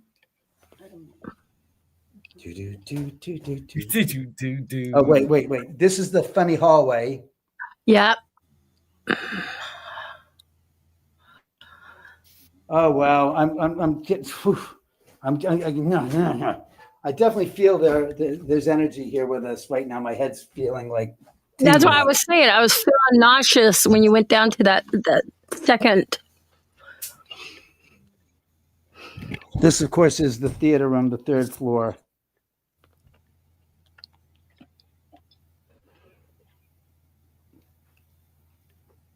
Did I just hear something? Did I just hear something? We'll have to go back and watch. I will. I'll go back and watch this because there are things. I've done that when I've had them on my live streams. We've gone back and we've heard voices, and there was nobody there. This is the UCLA man cave. We won't discuss it. Last week's fucking debacle of hell. That was what was it? There was one show where that was just all red. The red lights on it. I don't know. That's a good question. This is the earthen wall room. Oh. Ooh, Yeah. wow. Okay, I'm feeling it. There's presence. It's like, wow, is it energy filled? Oh, wow. Oh, wow. Yeah, see, somebody's not happy. That's what I'm feeling. Somebody's not happy. Well, then They're do just- something about it. Fix my situation, spirits. If you're not happy, it's because I'm not happy.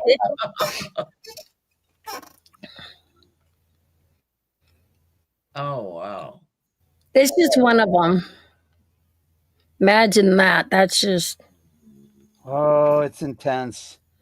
I know we've had a heat wave the past 2 days, but boy, it's like it just has. There's just a feeling, nothing bad, but it's just, you put it this way, it's not threatening, but it's just like I've always said before, their presence is known. Mhm. It's you can feel it. It's just energy right around the backs of my ears, in my skull. I can feel this pressure. Go back upstairs, Dave. Before you fall, go back upstairs. I live here. Remember, I don't. You might fall. Gravity. I test gravity. This is probably what I should have done about 40 minutes ago, It's but- just letting me know that it's here. It's just like, yeah, we're here. It's like, well, of course you're here. Where else would you be? But here. So See? yeah. And then this, of course, is the guest bedroom. Lots of stuff has happened in here. Shannon, that's where What? you and I are going to stay, okay? Damn right. We're going to stay in the guest bedroom. And you're gonna hold me close all night, because let me tell you what, I'm gonna be a sniffling, crying, probably locked in the bathroom. They're gonna want the bathroom for sure because of this whole Dodger thing. It's not my fault. Nobody said it's your fault. Just start talking about a dead fucking blue jay. It's the My bird. God. I keep A bringing frozen the bird. blue jay. Yes, the frozen blue jay. There's the house next door, by the way.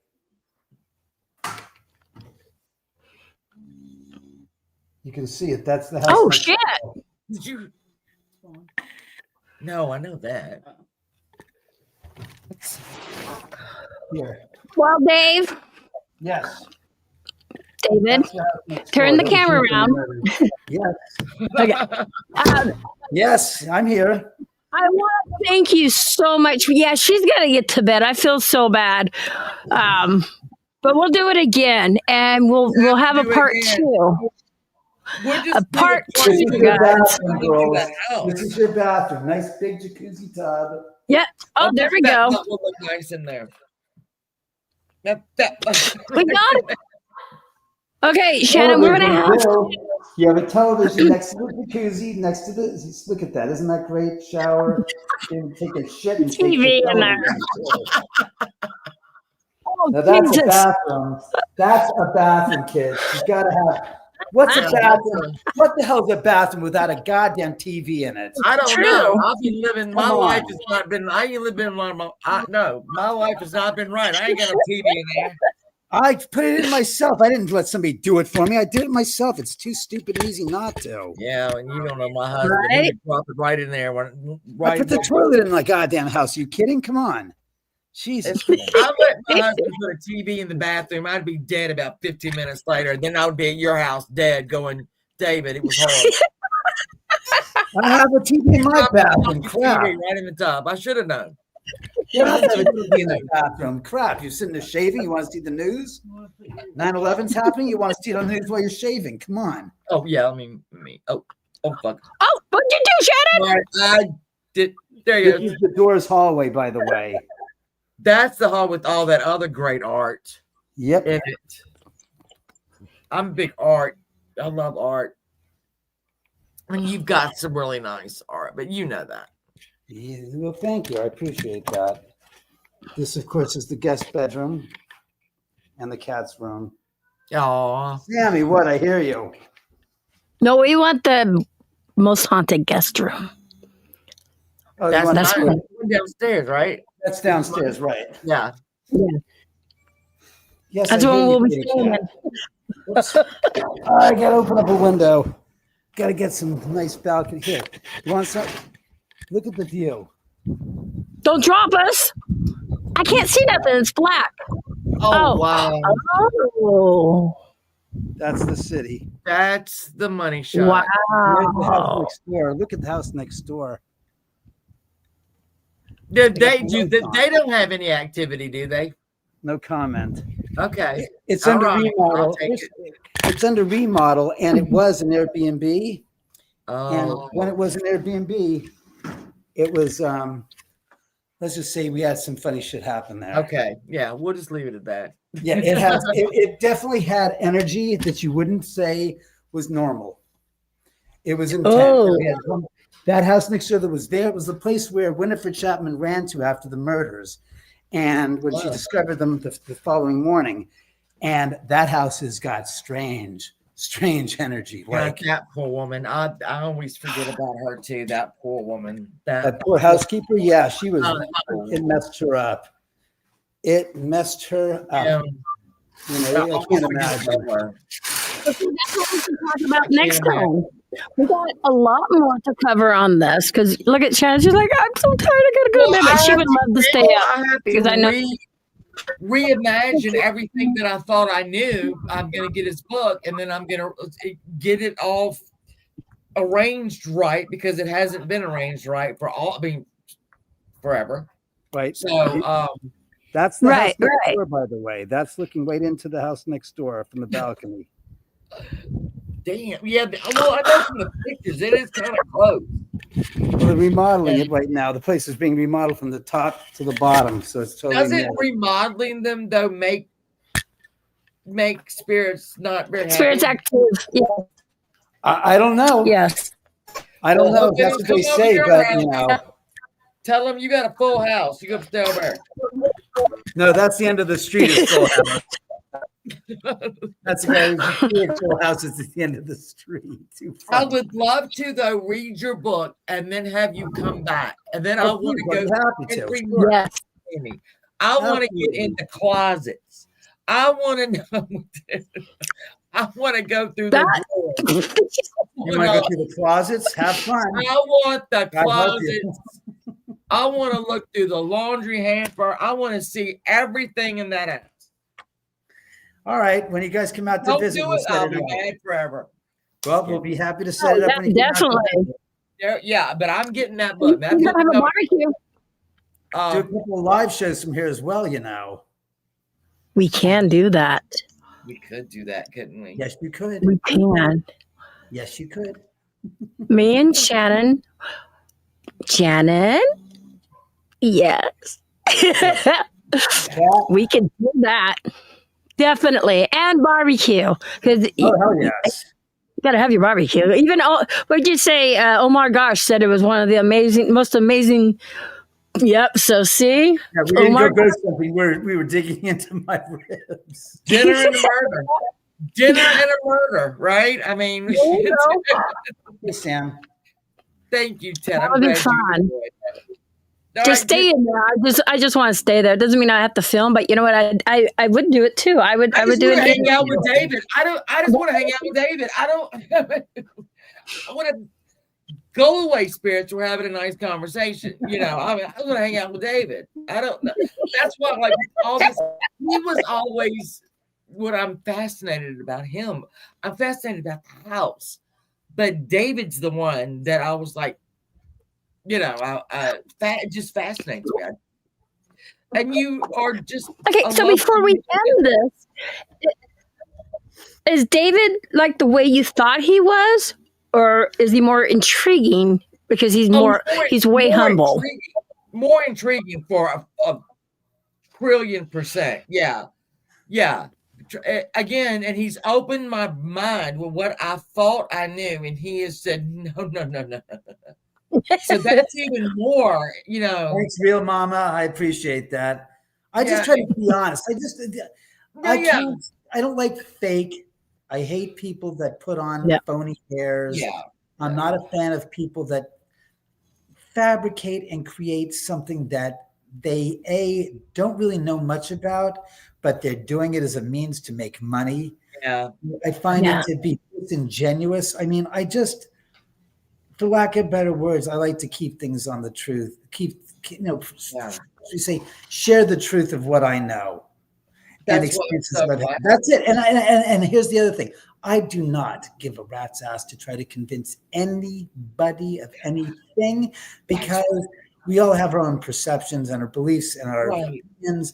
I'm just telling you what I've experienced. Right. You can take that or leave it. It doesn't change what I think. It doesn't affect me. It doesn't make me feel bad or happy that you don't, because at the end of the day, we all are going to come to our own conclusions by ourselves. And it doesn't matter if you believe me or don't believe. It doesn't change my life.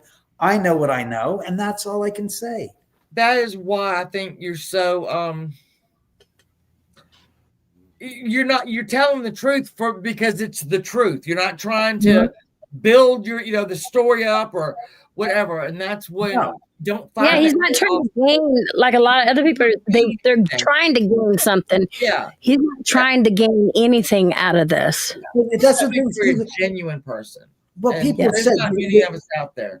Well, a lot of people have said I'm exploiting the murders. I'm going, can you show me where the hell I'm exploiting the murders to gain? That's fucked up. Because no. Do I have a museum that I charge people to come in and walk through? No. Yeah.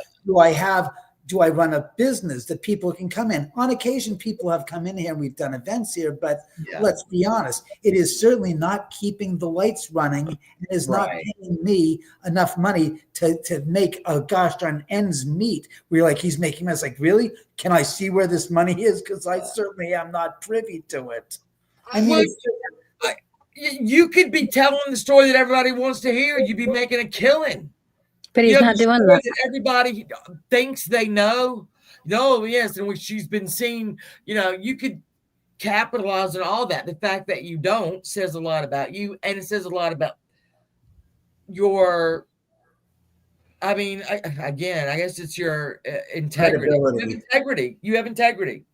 And credibility. My story has been the same since for 20 some odd years, since I've lived here for 23 years now. My story has not changed and deviated. I haven't said something 20 years ago that I've changed the story now. It's like, really? I can't see anywhere where I've changed anything. And people said, well, you said your house was on the property. And I go, never have I ever said that my house. On the And even property. other people, 200 feet. other people will get confused by that too. And I've had people ask me, because I'm like, yeah, I know who David is. Well, he's over there on the tape. No, Yeah, no, he's not. I hear You that. know, I'm not. I know him. You don't. I don't have that kind of sick money to have a $100 million house in the world on that property. No, that's not true. That's not me, and I don't play that, and I don't. That's just I don't. And I get upset when people make these statements, and then people get upset at me. Well, you're getting so defensive. Say I'm getting defensive because I can't stand the bullshit. Exactly. That's inaccurate. Property. You say it enough times. It's like 150 feet, 200 feet up the road is where it happened. Yeah. But again, go to sleep. They said you got to go to bed. God damn it! Don't sit there. You just this part should go to bed, but you can't shut her trap off. And then Emmy's like, I have got to get. You should be taking yourself to sleep, shouldn't she? Now, do you think that looking this young takes what? No effort, David? It does.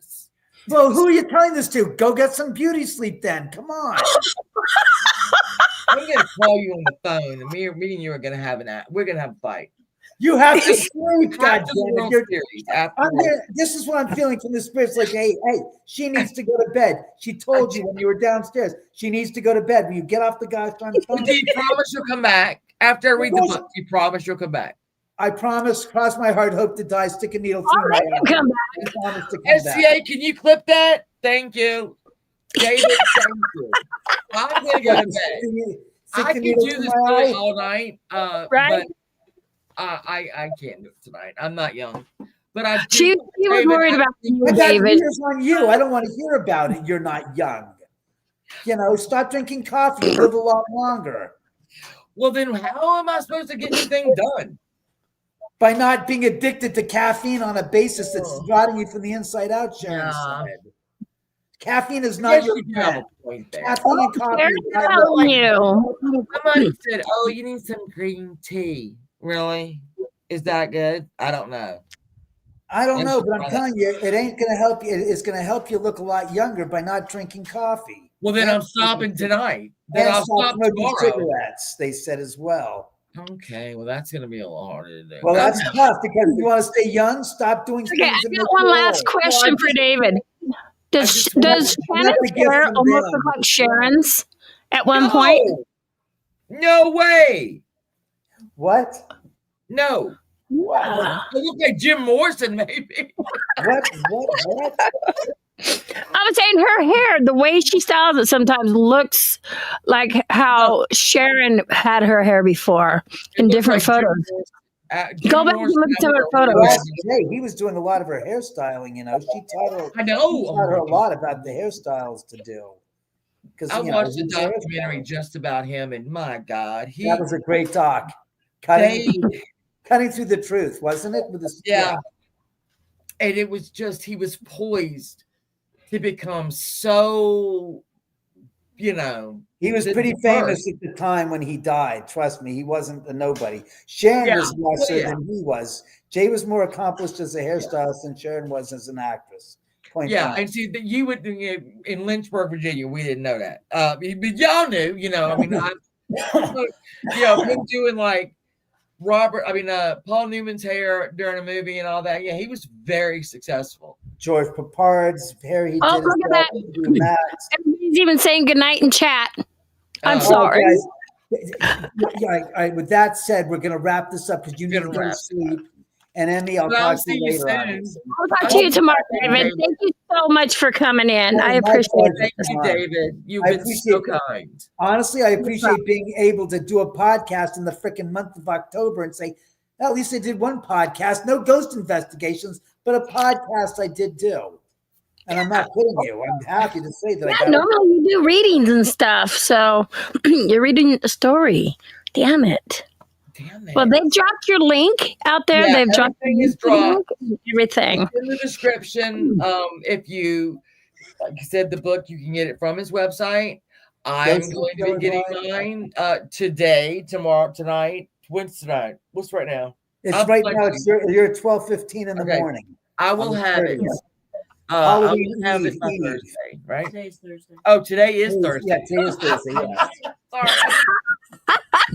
You need to go to bed. You got to get up in 4 hours. Shit. Okay.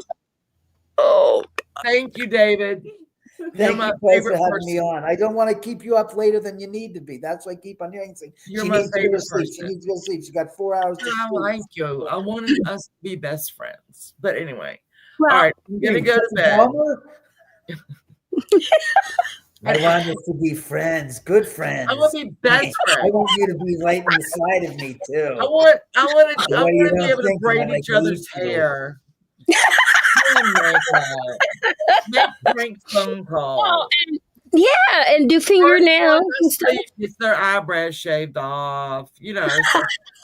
The swastika carved right in the forehead. Yeah, I got it. It's your game. If you want to do that, we can do that. But No, I don't want to shave do one of that. your That's what eyebrows Chloe off. did. We'll just do each other's Chloe's hair. girls did that. We'll call Emmy on the phone and go, You're still talking. You're It's running. now 9:17 my time. What in the hell don't you get about saying good night and goodbye already? good night, everyone. Thank you, David. Thank you, Emmy. Thank you. Thank you. Thank you Come both back to for my having me on. award-winning Get show some rest. Saturday night. I'll be discussing the Springfield 3. We're going to Shannon, talk stop about the that. new 3. Listen to Mama Tiger. Shannon, stop that. Go to sleep. I'm going to bed. Oh, you're in trouble. Good night, everybody. Good night, I love you. Good night. Good Good night. night. Happy